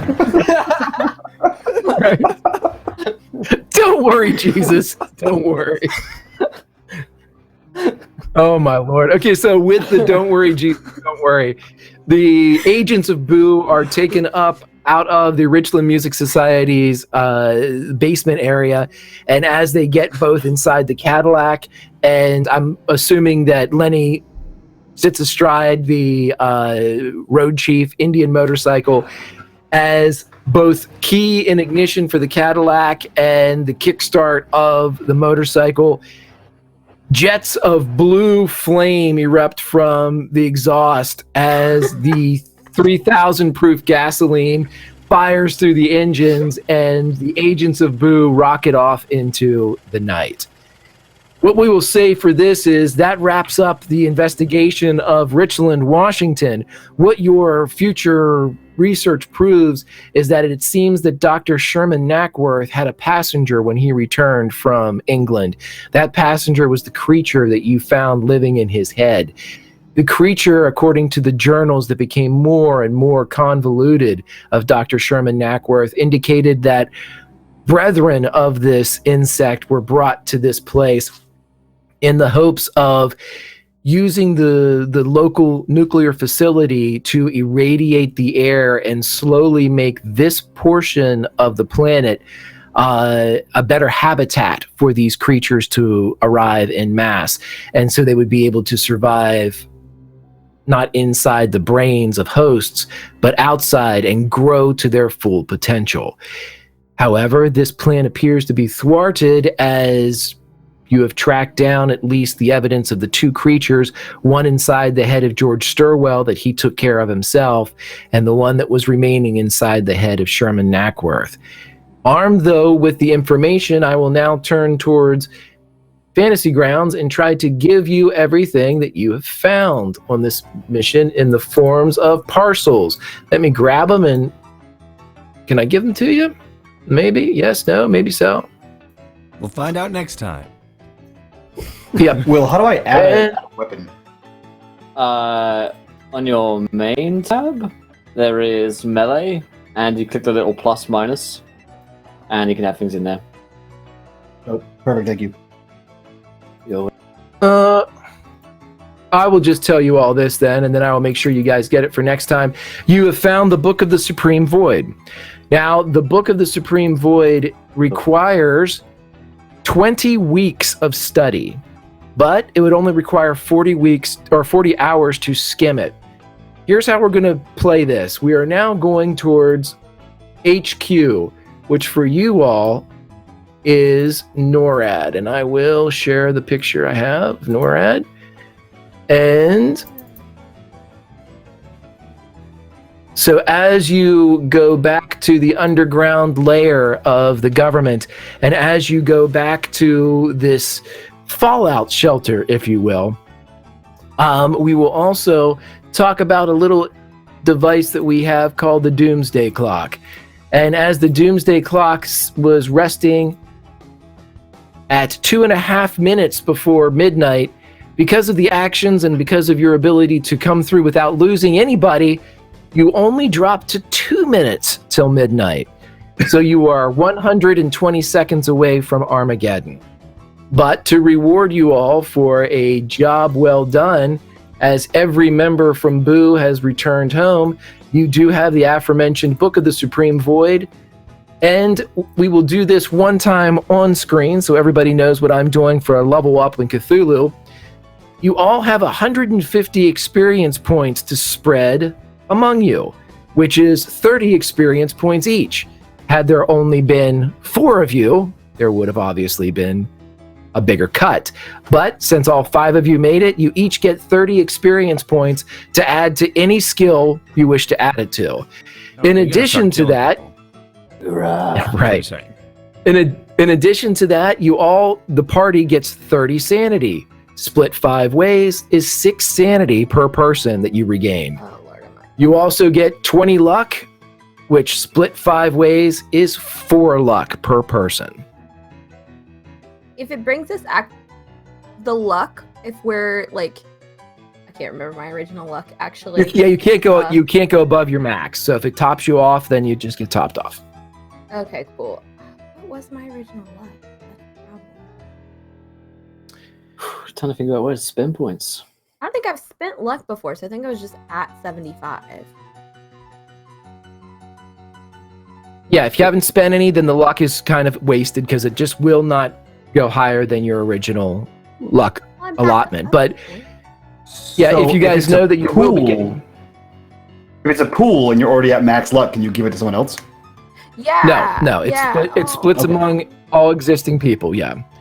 Gotcha. Also, when you guys get back to NORAD, you are able to do this. Whenever we go between one mission and the next, only the people that were in the field for the mission can then do the research or benefit from the equipment or the artifacts or the experience points that are found. For instance, with the Book of the Supreme Void, though that you each have another member of Boo or another agent that's back at NORAD, only somebody on this mission can use the book and study from it. And now if you want somebody to really study the book, they're going to have to be left behind as the next mission is going to take place 3 weeks after the mission in Richland, Washington.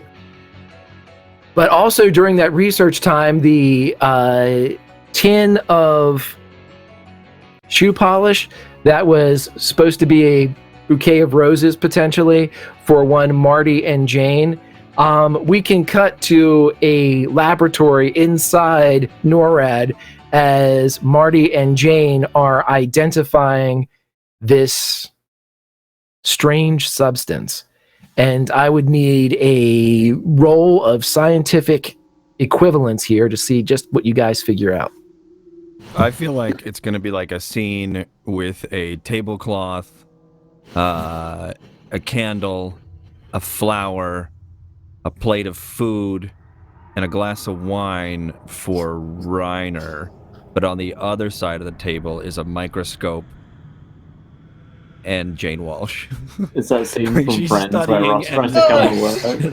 Like it pans out from the microscope, and then like it's just like it's Marty Reiner like staring longingly into the hope of Jane Walsh. He's just swirling his wine glass.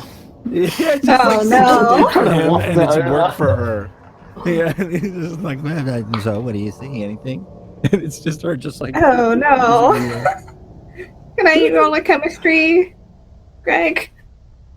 Yeah, absolutely. Well, there is some Okay. chemistry, yeah. Yeah, that's what Marty's thinking. Yeah, some real chemistry here. I spend 1 point of luck to make it a hard success. Excellent, excellent. Marty, would you like to add anything to this? Yeah. I will. What did you use? Use science. And what do I have? I think I also no. Do I just not have that? I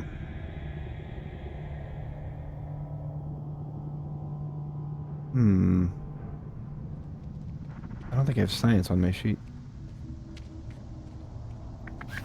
You can give me a straight intelligence roll, as we can say you're assisting Jane, which is I think what Yeah. you would probably want to do anyway. Is just, Yeah, like peek absolutely. over the microscope. Yeah. How about Yeah. a 90? How's that? How's that for you? Yeah, you are way too distracted. Yeah, the Yeah, peeking over the shoulder is right. What we will say is this, is Jane, you are now able to advance to this portion where you have run your science tests on it, but there's this little whisper in the back of your head, perhaps a residual effect careless whisper. of the book of a careless whisper, the Book of the Supreme Void, and sounding very much like a future pop star, George Michael. It says, it's asking for an occult roll. I'm not going to start singing. You're never going to dance again. But Cool. Occult. It wants you to. Never mind.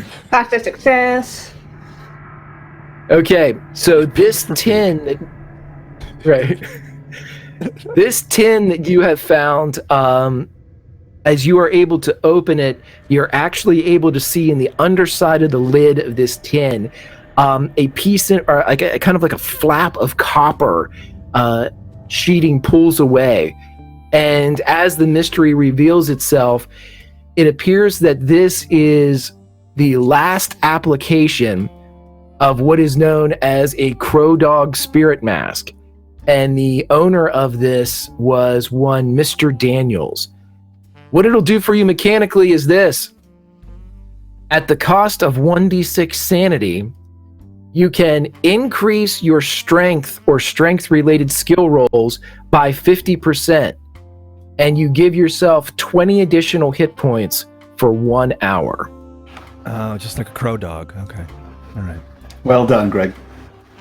I like that. Alright, so it can increase strength. Oh my god, this music. Yeah, okay. Ain't no cool. sunshine. Oh, and Jane's gone.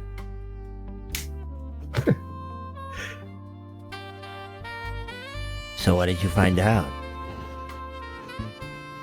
She's not realizing what's happening here again. She's so it appears to be this interesting cult, perhaps a type of a substance. It seems like it should be. It's almost like it strengthens you temporarily, of course, and with the cost. I imagine that's not so great on the mind.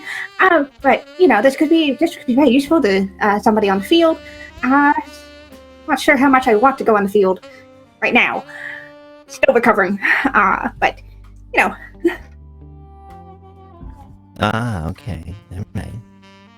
I didn't hear a word you said, but it sounded angelic. More wine? Jesus Christ.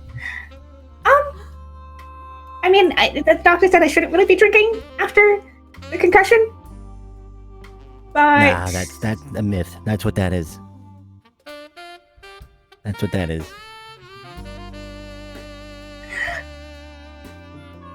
she kind of raises an eyebrow. I know that you may be an expert. I may not be an expert as much as you are, but I'm really feeling the chemistry between us.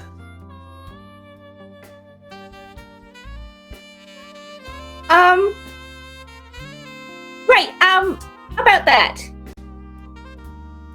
I know we kind of brought it up at a bad time. I realized we didn't talk about it. I'm all ears. How do I say this? I'm not exactly into this kind of stuff. I mean, you're really great and all, and I really wish that it worked out better. But I don't know how to phrase this appropriately. I don't understand.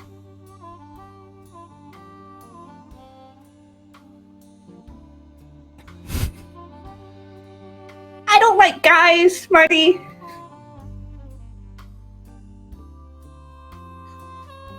What?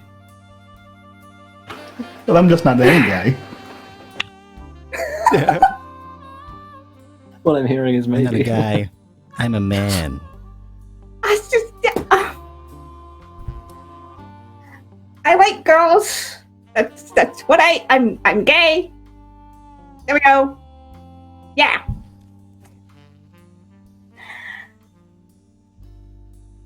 Okay, this got really awkward.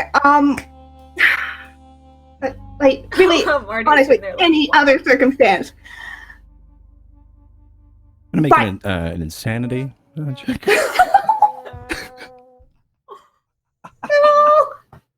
Oh no! Okay. Sad trombone.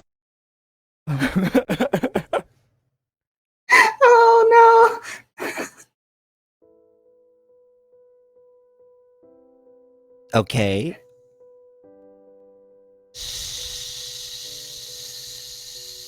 So, scientifically, the chances mathematically are zero.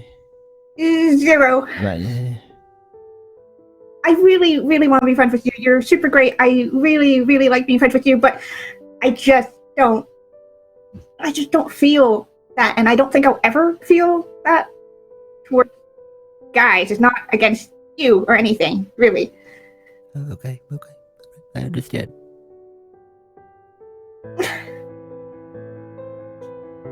God, the music. It's fine.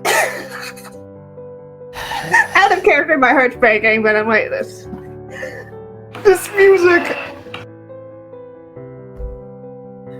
So, what did you find out about what is that thing? It's kind of an occult thing. It helps people. Cool. Okay, yeah, all right. Well, I'm gonna go. I'm gonna go see what Gumble's doing.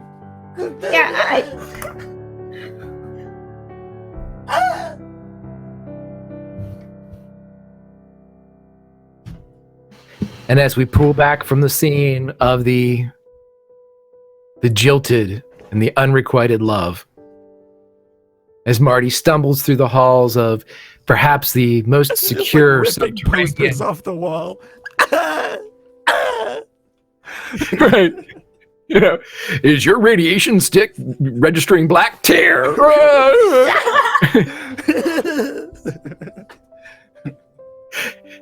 So we pull back, and as 3 weeks have progressed since the end of the Richland, Washington investigation, and if anybody has been studying the Book of the Supreme Void, the only person that could do so without an additional sanity check would be Jane. Jane, are you continuing the study?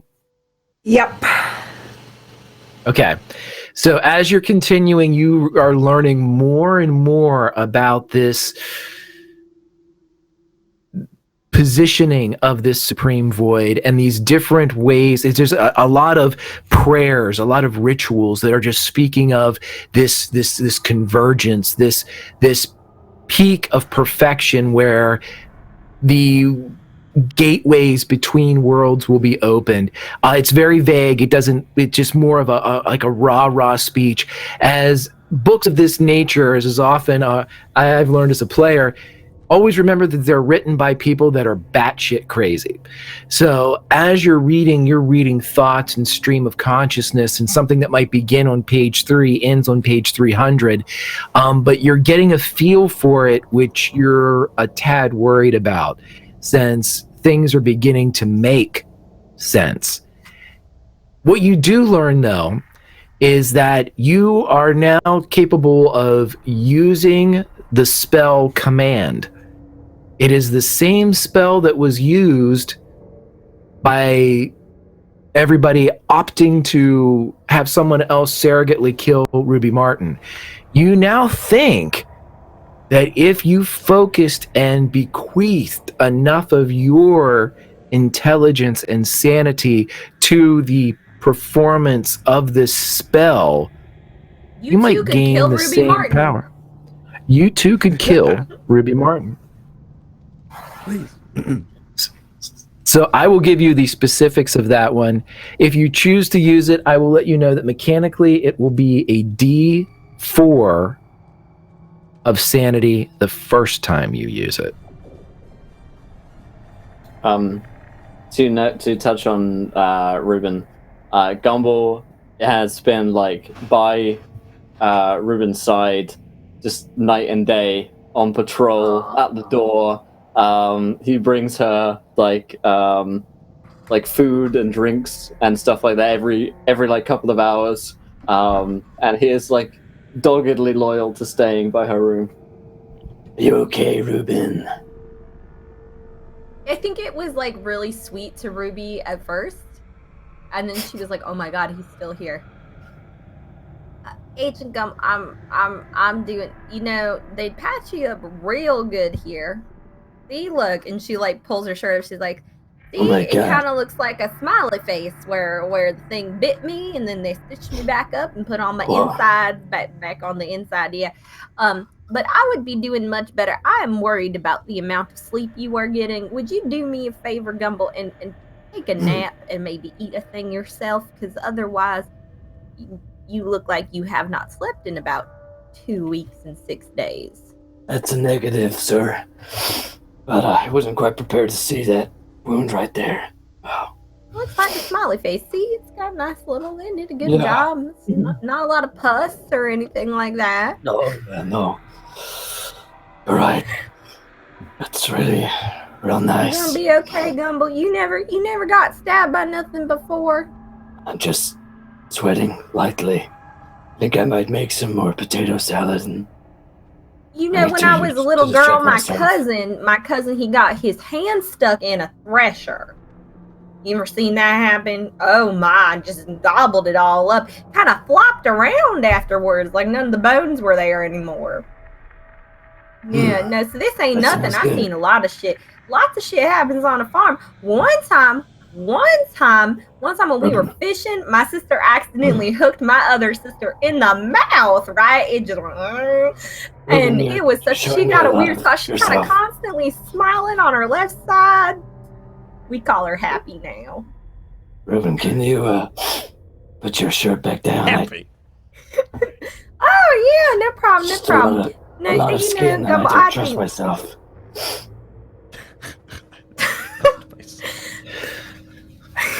Should there be a power check here? I think you should have to roll. You vomit. We're gonna nat one this. Yeah. We're gonna nat one. You're Nat one it. looking a little pale. Do you need some tea or some coffee? Are you okay, Gumble? You look a little flushed, dear. Gotta admit to you, for a while I've been having some pretty strange thoughts. Oh no, are you gonna try to kill me too? No. I really thought we were past this part. But I was thinking about book. Another K word. And I don't mean Kilimanjaro.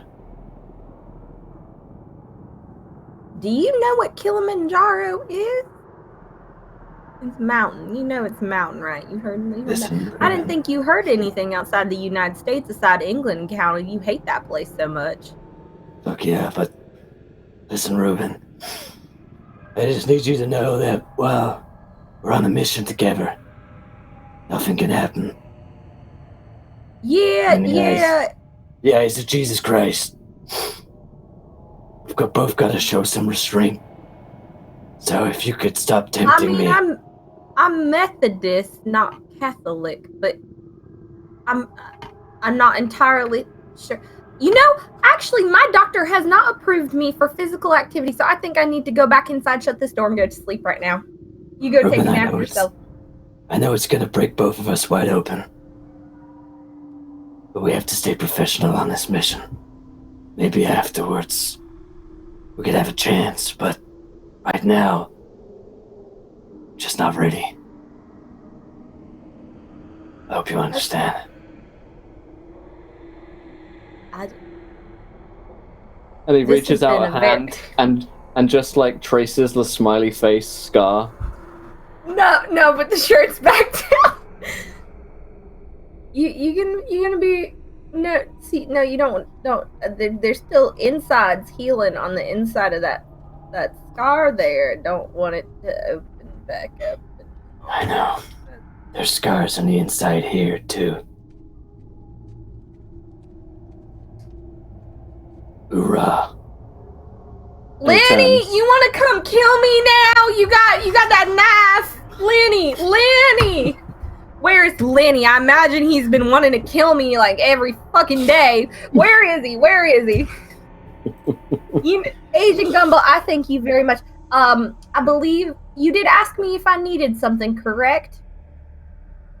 You know, I did not ever tell you that I've been looking for a left-handed pair of scissors for the life of me. Can't find it. Bet you could find it.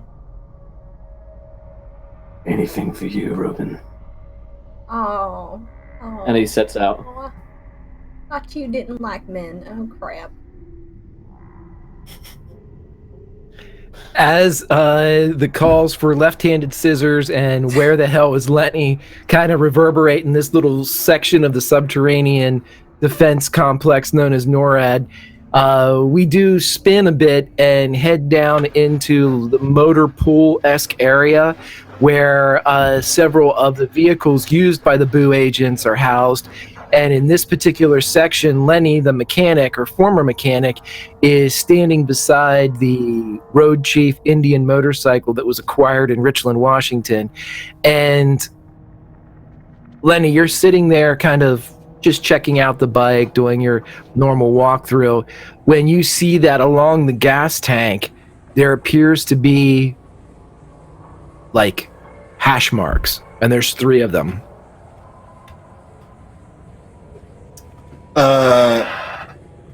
So how long has it been since we returned?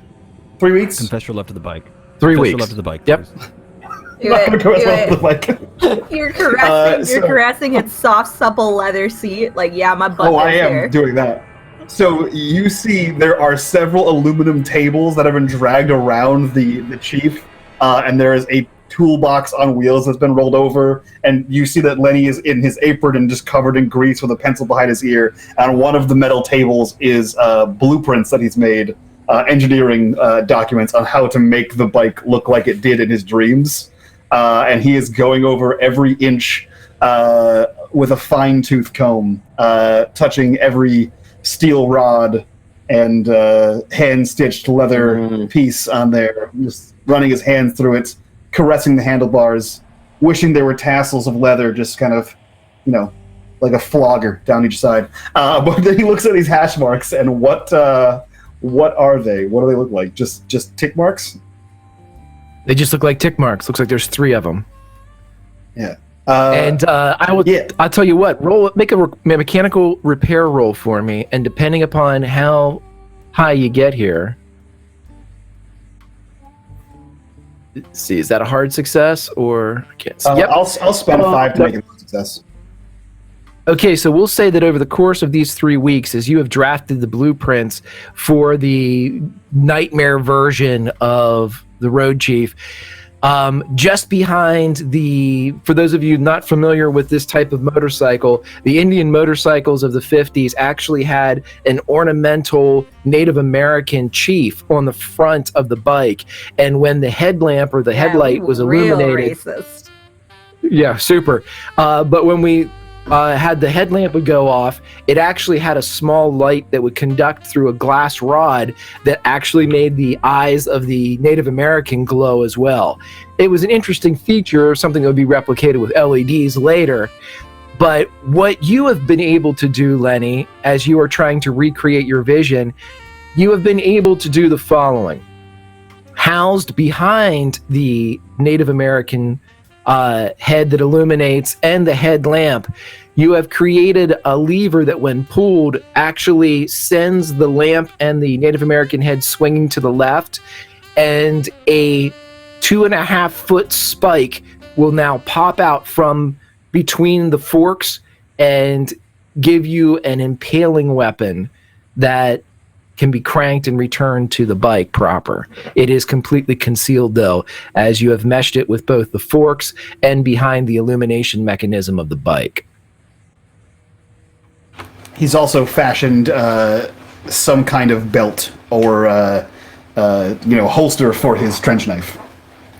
Yeah, and now wears it constantly at his side. Okay. Yo, guys, I'm gonna be Mad Max.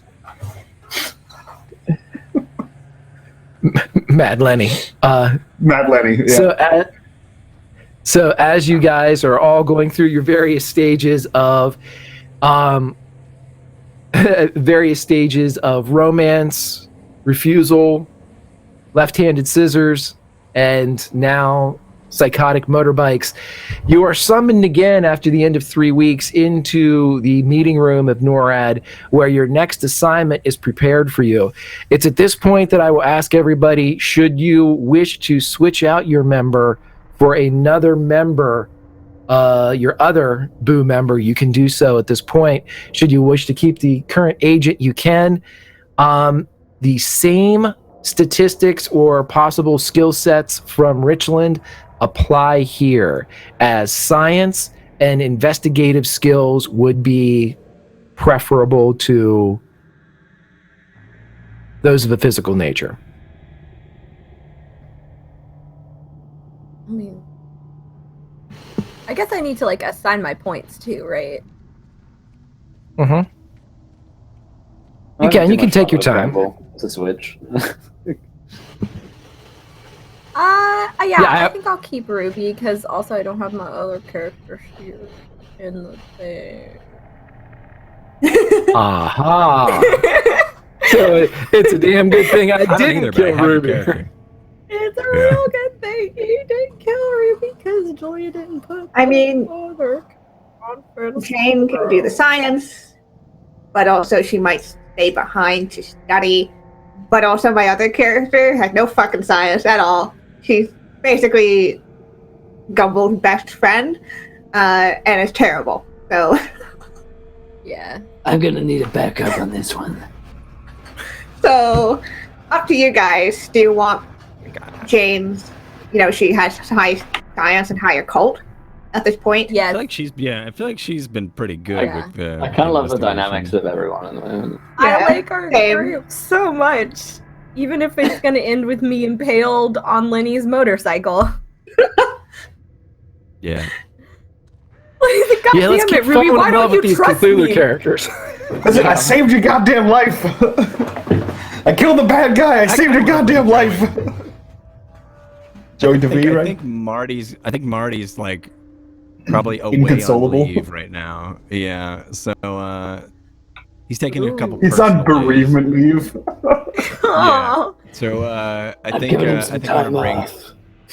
gonna bring Joey. I think. Okay, so we'll say that as Jane actually and can do Ruby anything and good. Lenny, as Jane and Ruby and Lenny and Gumble kind of return to this area, this briefing room where they received the Richland case, it is then that Joey walks in and Myth, can you explain to us as we've waved goodbye to Marty for now, and we are saying hello to Joey. What does Joey look like? So, well, man, Joey DeVivre is full of Joey DeVivre. He has, he's like a classic greaser. Doesn't really care about a lot of things except, I guess, trying to be cool. He doesn't really like. I'm trying to figure out why he'd be an agent. He doesn't really like. Maybe he's just a son of one of the. Of someone. He's like the Johnny Depp. He's like the Johnny Depp 21 Jump Street. We're gonna bring him in case we have to talk to the kids. You know, he's their guy on the ground for pop culture. Someone's nephew that they got a summer job. You're Got a right. summer job at Boo. Yeah, nepotism is the reason why he's actually he's just so he doesn't really care. He's there to connect with the kids. He does it for the kids. And doesn't really care. He used to be he was forced into doing sports by his parents. He hates it, but he does have some athletic skill. And that's that.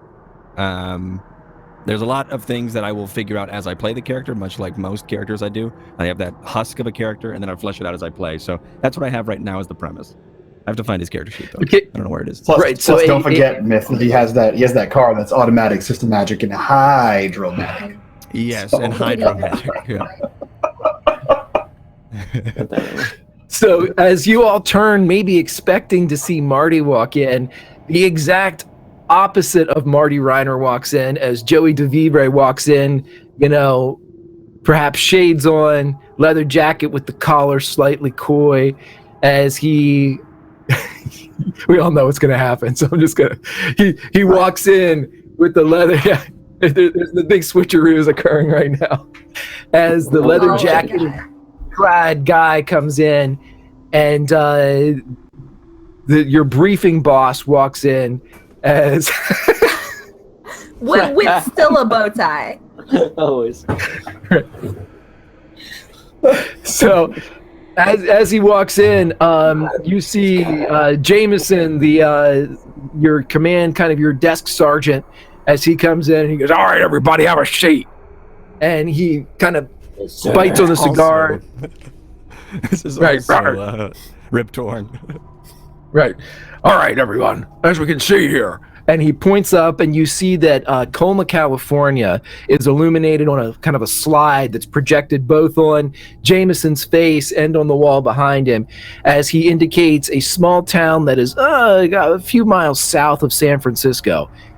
"This here's a small town, nothing happening, a lot like Richland, but a lot of similar things.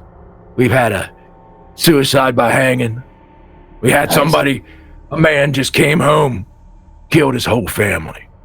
Nice. We had a lieutenant gonna mayor." Elbow Agent Gumble. It's not nice. Ruben, we said never again.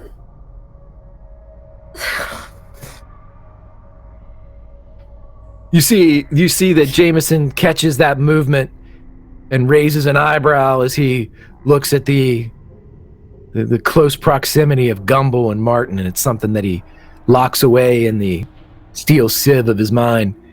Don't ask. So anyway, Don't ask. don't ask. Don't ask. Do not ask.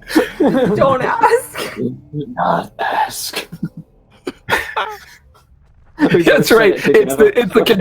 It's the contraction, and then it's don't ask, do not ask. Right. That's the best part of the whole thing. Okay. All right, so he's looking around and he says, even the lieutenant mayor took his car, drove it into a gas station, blew the whole goddamn thing up. Now, this is a town here that hasn't had a murder or a violent crime in it in forever. Last violent crime reported was 6 months ago. A guy knocked out another guy's tooth at the local bar. Now, normally I wouldn't send out agents for this, but according to the debriefings that I've read from a lot of you, there's more going on in Richland than met the eye, and this seems a little bit up your alley, so sending you all out, but I'm also sending you with my nephew, Joey. He's working here for the summer, and I promised my sister, his mom, that I'd take care of everything, and Joey, you keep your head about you, and you keep them abreast of any of this local rock and roll or cars or other things that we're not too sure how it works. Sorry, yes, sir. Do that, sir. Right, don't worry. Sir. Don't worry. I'll get you. Make sure that everything is. Everybody's all kept above to the situation like you asked. Good. I'm gonna call your mom tonight and tell her how proud I am of you. You better. Yeah. All right. Good. You better. Sir, do you realize I killed a man on the last one, right? You sure this is the safest place to put a kid? Well, maybe you'll try to kill him this time instead of me. Wait, you killed somebody? That's sweet. Cool. I killed my first man. It was sweet. I shot him in the face. Nice. Let me tell you about it. Nice. Let me tell you about it. Okay. You know, Listen, William, I take it back. Sorry, sir. I take it back. You know what, Joey? Let me meet you down in the garage. I'll tell you all about it. Yeah. Okay. All right. Awesome. All right, so you guys have the Cadillac, $1,000, anything you need from the armory, and Williams, I know that you want to take that bike with you, so go ahead. It's all up to you all. Find out what's going on there, and only give us a call if you need to. Remember, we're hush-hush here at NORAD. And those commies could be anywhere. Stay frosty. Yeah, don't tell. Do not tell. I remember. Can Ruby take brass knuckles from the armory? No. Now, Greg, did I hear whatever you want from the armory? You can tell just within reason. You're able to take the shotguns. There's revolvers. Anything bigger than that, like automatic weapons, would be very difficult to conceal or carry. Combs. Yes. As many as you want. Switchblade combs? Okay, good. All right. Switchblade Yeah, combs, I've made a yes. list of things Ruby would Butterfly like. She's brushes. been working on her punching. Punching. Myth, if you don't come next week with one of those, we're going to fight. I know. I'm on Amazon right now. The old switchblade comb on Amazon. Okay, so you all are given the directions on where to go to Colma, and as you travel, it takes you a couple days. You're making, noting the mileage and everything like that. So Uncle Sam is happy. In case of an audit, everything can be proven as far as vehicular use. This is a new Cadillac. It's not the same one as before. This one has the windows in it that were punched out by Stan Patterson. And as you pull into the town of Colma, I will give you a map.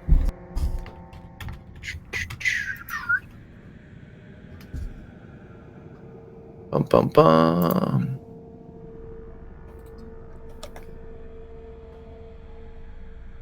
I'll drive.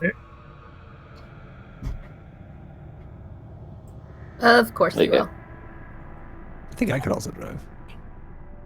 No. Sure, I mean, I could drive. I'm a pretty good driver. But you probably are very good at getting coffee, and I take 2 creams, no sugar, thank you. Gumble writes this down in his head. In his head. Which is a blank canvas. Don't want like sketch erasers, you know, and like you just swipe it across and everything else goes, and then you Shakes start it. again. Yeah. In fact, what we'll do is we will cut to as you all enter the town of Colma. It's early in the morning. We'll say that you guys did the same thing as you did the last time you were driving to Richland, California. It is south of San Francisco. So as you kind of pull into that town, it's a smaller kind of a suburb town at the time. You are hit with a there's a diner right along the side of the road called the Chew and Chat, and as you guys pull in there to kind of refuel and But not get the Chat and coffee. Chew. No, this is I don't know where you got that, but this is the Chew and Chat. And as you all are sitting there, you can order whatever you like as your waitress walks up to you. Now, what can I get y'all? What's her name tag say? Trixie. Biscuit biscuit. Trixie Biscuit. Trixie biscuit. Oh yeah, that's my name. Trixie Biscuits. Miss Biscuit, I think I met another one from your biscuit jar. Seems like I just can't keep my hand out of the I don't know what you're saying. Dixie the biscuit jar. Can we get some Coca-Colas, please? And I'll have a whiskey. We have beer if you'd like one at 8 in the morning, but we do not have whiskey here at a diner. Chocolate Okay. milkshake fries, please. Thank you. Then just a Coke, please. And a biscuit. 2 straws. Sure thing, Sugars. And she turns and walks off. Okay. We'll say she skates off for shits and giggles. Remind me what we're Way doing cool. here. I remember, but just remind me so that I know that you all know that you've been what are we debriefed doing? on the mission. Well, It's your knowledge, not mine. I know. we're investigating odd violent occurrences that have been happening in this really small town. That's been happening suddenly Cool, over a very month. good. Similar to the stuff that we saw at Richland, Gumble, if you remember That's right. any of that. I was there. Walsh, don't Yes. you remember? Creepy bugs, someone shot himself, stuff like that. Weird things happening. That's right. Way cool. That is the awesome. English were behind it all. So now that I know that you're properly briefed, we should probably find someone who's been killed or knows about murder/violence. I mean, we could talk to Trixie. She probably hears a lot, given this is the local spot. She might know I'm sure something. she does. Greg, do we You have a guys were also dossier? guys were also given that your point of reference or contact, very little is known, but your arrival has been kind of preceded with a communique to the local police chief. His name is Douglas Wolf, and he apparently has all of the information on the various violent acts that have occurred. Being able to transmit them, they happened in such quick succession that as soon as he would send something about somebody driving into a gasoline container and blowing it up, 2 other things had happened. And so it just got to the point where Jameson said, I'm sending a field team out, and he has apparently, or you assume, continued to collect this information, hoping for your quick arrival. So we should probably talk to the local police chief, who's supposed to be our contact point, but we could also ask information from Trixie, because, some people may say things when they're here. I've heard that's a thing. All People right. run their mouth. You got that right, Ding. Hey, Miss Biscuit. And Gumble takes a cookie from her. So, you heard about anyone getting blown up around here? I know that Harold Wheeler drove into the garage and blew it to shit, if that's what you mean. That is what I meant. So, you heard anything else like that? People get She hurt? narrows her eye. She narrows her eyes. Who's asking? You're not a police officer. I know everybody here. They call me Gumble. I'm from out of town, but we still like biscuits where we come from.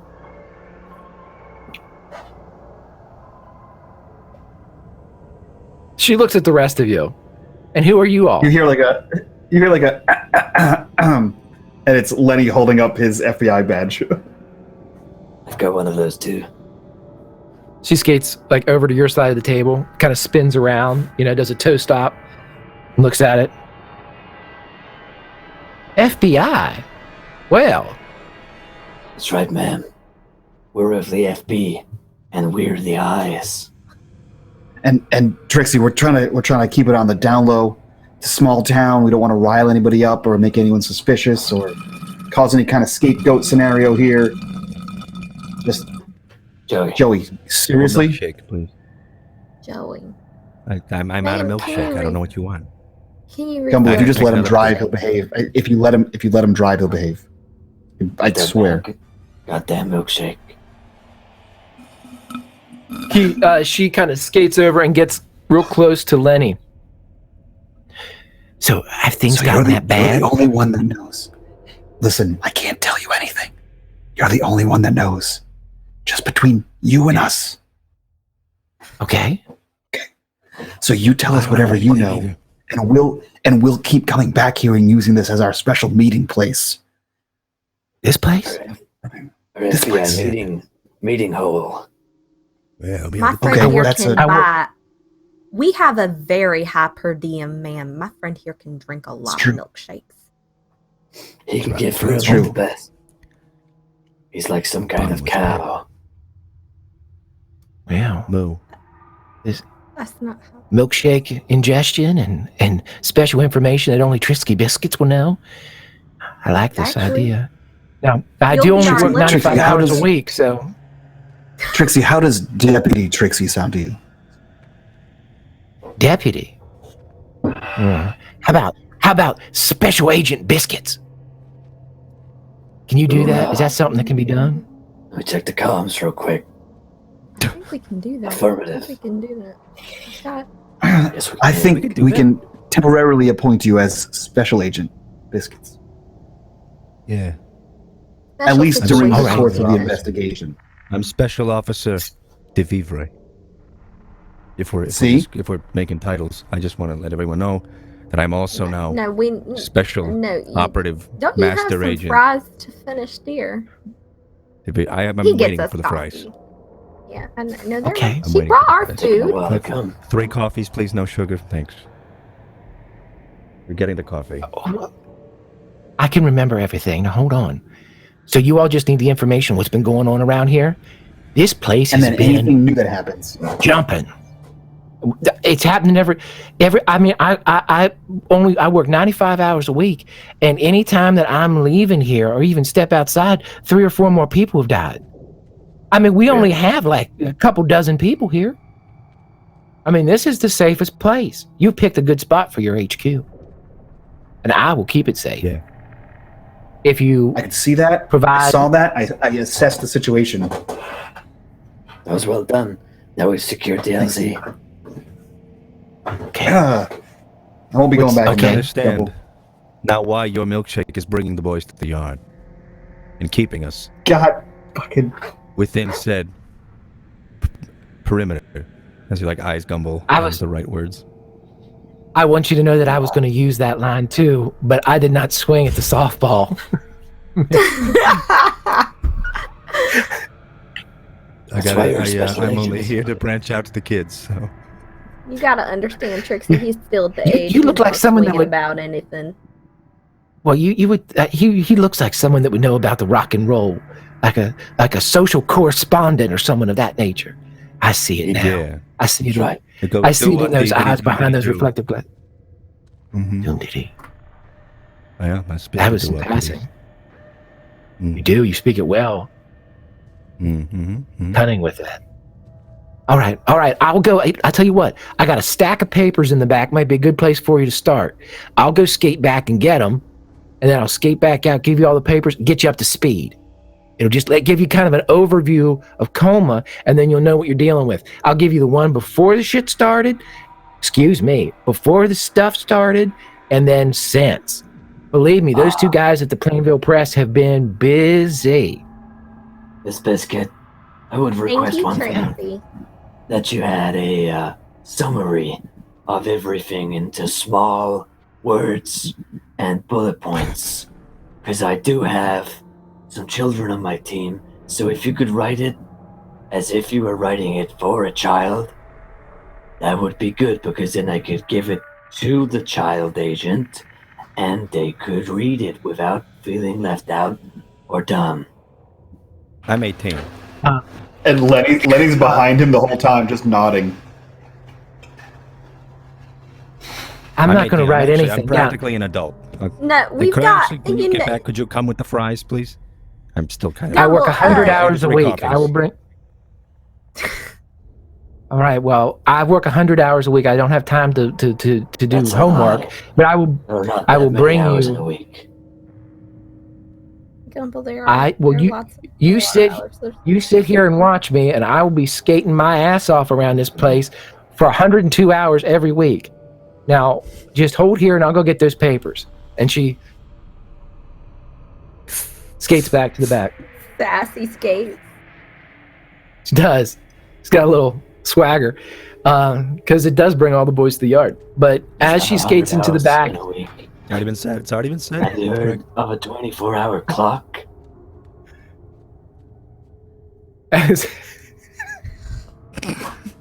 Ruby's just gonna pat Gumble, and she'll be like, Gumble, there's 7 days in a week, so...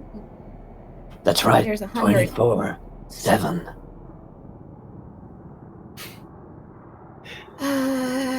Nailed it. You got it, man. You guys to give you kind of theater of the mind here. You're in a corner table, since there's several of you in one of those kind of Pac-Man shaped circular diner tables in the corner. And as you're sitting there, the front door opens up, marking the only other customer here at the Chew and Chat.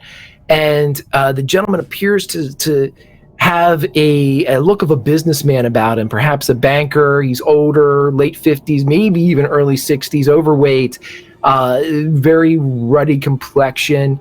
And when he turns and looks at your group, you see that his eyes are black with just points of light, like a galaxy in each one.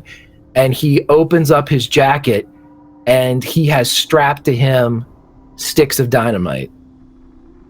And that is where we're going to end tonight's episode of Atomic Cthulhu. Damn it! Whew.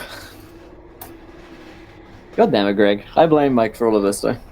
Damn. Greg, I have a lance in my motorcycle. You can't kill me yet. I just called him Greg Mike. Greg. Oh my god, my friends. Well, that's where we're ending tonight's episode of Atomic Cthulhu. Hopefully you guys enjoyed it. I think this is my favorite episode of the series yet, actually. It was just fucking hilarious. All of the scenes were absolutely dynamite. If you guys enjoyed the show, be sure to hit the follow button and join us. See what I did there. We're going to head into our next show in just a few minutes' time here. We have the first ever Twitch premiere of RuneQuest coming up here on Encounter Roleplay. So stick with us, myself, Jonathan Pruitt, Jim Davis from WebDM, Blue Jay of Blue Jay fame, and of course, lead designer and dev of RuneQuest, Jeff Richards, will be with us to play some RuneQuest here in a little bit. But let's go around the cast and crew. Did we enjoy ourselves? Where can we find you guys online? Greg, incredible job tonight. How was it for you? I had a blast. I always love playing with you guys. I think that was one of the most organized, longest combats without a death or a character death I've ever seen in Cthulhu, where the dice just wouldn't let anybody die, and you guys kept making power checks, which was awesome. I know Marty was, but Marty booked it. He got to the back quick, kept him alive. Yeah. But yeah, that was really fun. I enjoyed it. I kind of like the obviously the hijinks are great, but you guys also snap to when it comes time to do investigations and things, and it lends itself to a Pink Panther type of Cthulhu vibe, which I'm enjoying. Grimjack21502 on the Twitches and the Twitters. You can obviously find me here every 4:30 to 7:30 on Mondays Eastern for Atomic Cthulhu. Tomorrow we should have Tomes and Tentacles coming out at some time, whether it's tomorrow or Wednesday or sometime this week. Please check. That's getting awesome as Ben Counter is weaving a nightmare of epic proportions. Also tomorrow night on WebDM, a little Starward Bound for some 5e Spelljammer action where Kiana and I take to the stars, and it is super duper fun. On Wednesday, I'll be back here from 1 to 4 for Doors to Darkness, another Call of Cthulhu adventure where I'll be premiering my new character, who I hope lasts longer than my last character. We'll see. And then Friday on my channel, Grimjack21502, from 2 to 4, Firefly. The RPG is underway, and it is doing well. Taking a week off from Project Athena. Taking a week off, I believe, from Learn by Play. So meet me back here for Atomic Cthulhu next Monday. Great stuff, Greg. Thank you so much. And Myth. Oh man, I had a blast today. Yeah, it was probably one of my favorites as well. I was super eager, like this entire series, to try to bring in Joey, so I'm glad we finally were able to. I loved the scene with Walsh and Reiner. It was fun. So good. And I just really had a blast today. My name is Mythomatic. I'm a roleplay streamer and voice actor here on Twitch. You can follow me on the Twitches and the Twitters at Mythomatic, like Mathematic, but with a Y. Yep, over there I do a lot of role playing as well, voice acting and singing as well, so you could just check me out there. So great stuff. Thank you, Myth. Thank you. And Kiana. That was so much fun. I thoroughly enjoyed that.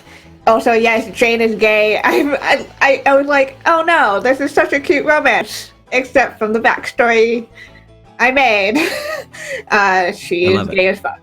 So, poor Marty. Fuck. But yeah, it was so much fun to get real combat done, investigation done, and we're getting on to our next explosive start to a new mission, which is going to be fine. You guys can find me over on Twitter at KianaS, which is where you'll kind of find where I'm at any point, because I'm in a whole bunch of places. I am in a podcast called Lady Slaying Dragons, with me, two cool ladies, talking about all things tabletop. Releases new episodes on Sundays. I am obviously here on Mondays. I am on WebDM Tuesdays, as Greg said, doing Starwood Bound. On Wednesdays at 3:30 Eastern, I am running my series over on Scraticus' channel called One Shot Wonders, which is me DMing pretty much anybody who wants to play through a new setting every month, doing one-shots. It's super fun. We're booking into July, which is crazy. So if you want in, make sure to hit up Scraticus on Twitter and get in on that, because I'd love to play with any of you. And then on Friday is the finale of Life on Mard, a Cypher system game, which is over on Off the Table. So that's at 8 p.m. Eastern. And I think that's about it. I'm doing a lot of stuff over the summer, so keep updated with me over on Twitter. And I can't wait for next week. Great stuff. And Mike.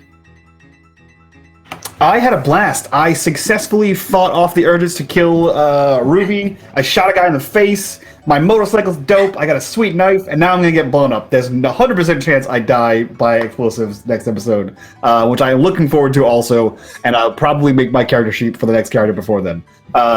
We'll see. But yeah, this was awesome. You can find me here every Monday, and for the rest of the week over on my channel, Unmade Gaming, we play more kinds of tabletop games. Greg, I must say, I loved the tie-in from the Cthulhu, the Wild West Cthulhu game that we have with Mr. Daniels. That was super dope. As soon as you put the crowing mask, I was like, oh, neat. And you're like, Mr. Daniels. I was like, oh, man, that's Don. So that was cool. I thoroughly enjoyed that. Great stuff. Thank you, Mike. Oh, anything else? Nope, that's it for me. Good. Okay. Okay. Jules, last but not least. Yeah, this is like the most fun. Every time I'm like, yeah, Ruby's gonna give in and just sleep with Gumble. You managed to make him do something. She's like, no, bad idea, bad idea, bad idea, bad idea. Like, she's like, yeah, no, it'll be, no, it won't be, No, it won't be. You can find me here on Mondays, and on Mondays also new episodes of the Dungeon Drunks podcast comes out. And if you guys are going to be at RTX this summer, we're going to be doing a panel there and a live game, and it's really, really, really fun. And it's my turn to be super, super drunk for that, since last year everybody but me was. So that'll be awesome. And yeah. Also, I'm calling a spot in Kiana's game. I can do that, right? I can do that on here and I get one? That's right. I want you to team for me. It is that dibs? Dibs. I call dibs. I call shotgun. Okay. There it is. Yep. There you go. There we go. All right. Oh, yeah, you can follow me on Twitter, but it doesn't. There you go. All right, cool. Friend Gene Mays for sub with Twitch Prime. But stick around, my friends. Whilst Atomic Cthulhu may be over on the hour, we have some official RuneQuest Twitch premiere. We're giving away 5 RuneQuest PDFs, and we're going to be playing a game. So stick around for that. But, my friends, until next time, try not to roll too many net ones because we want to be laughing when you do. Good night, everybody. Bye.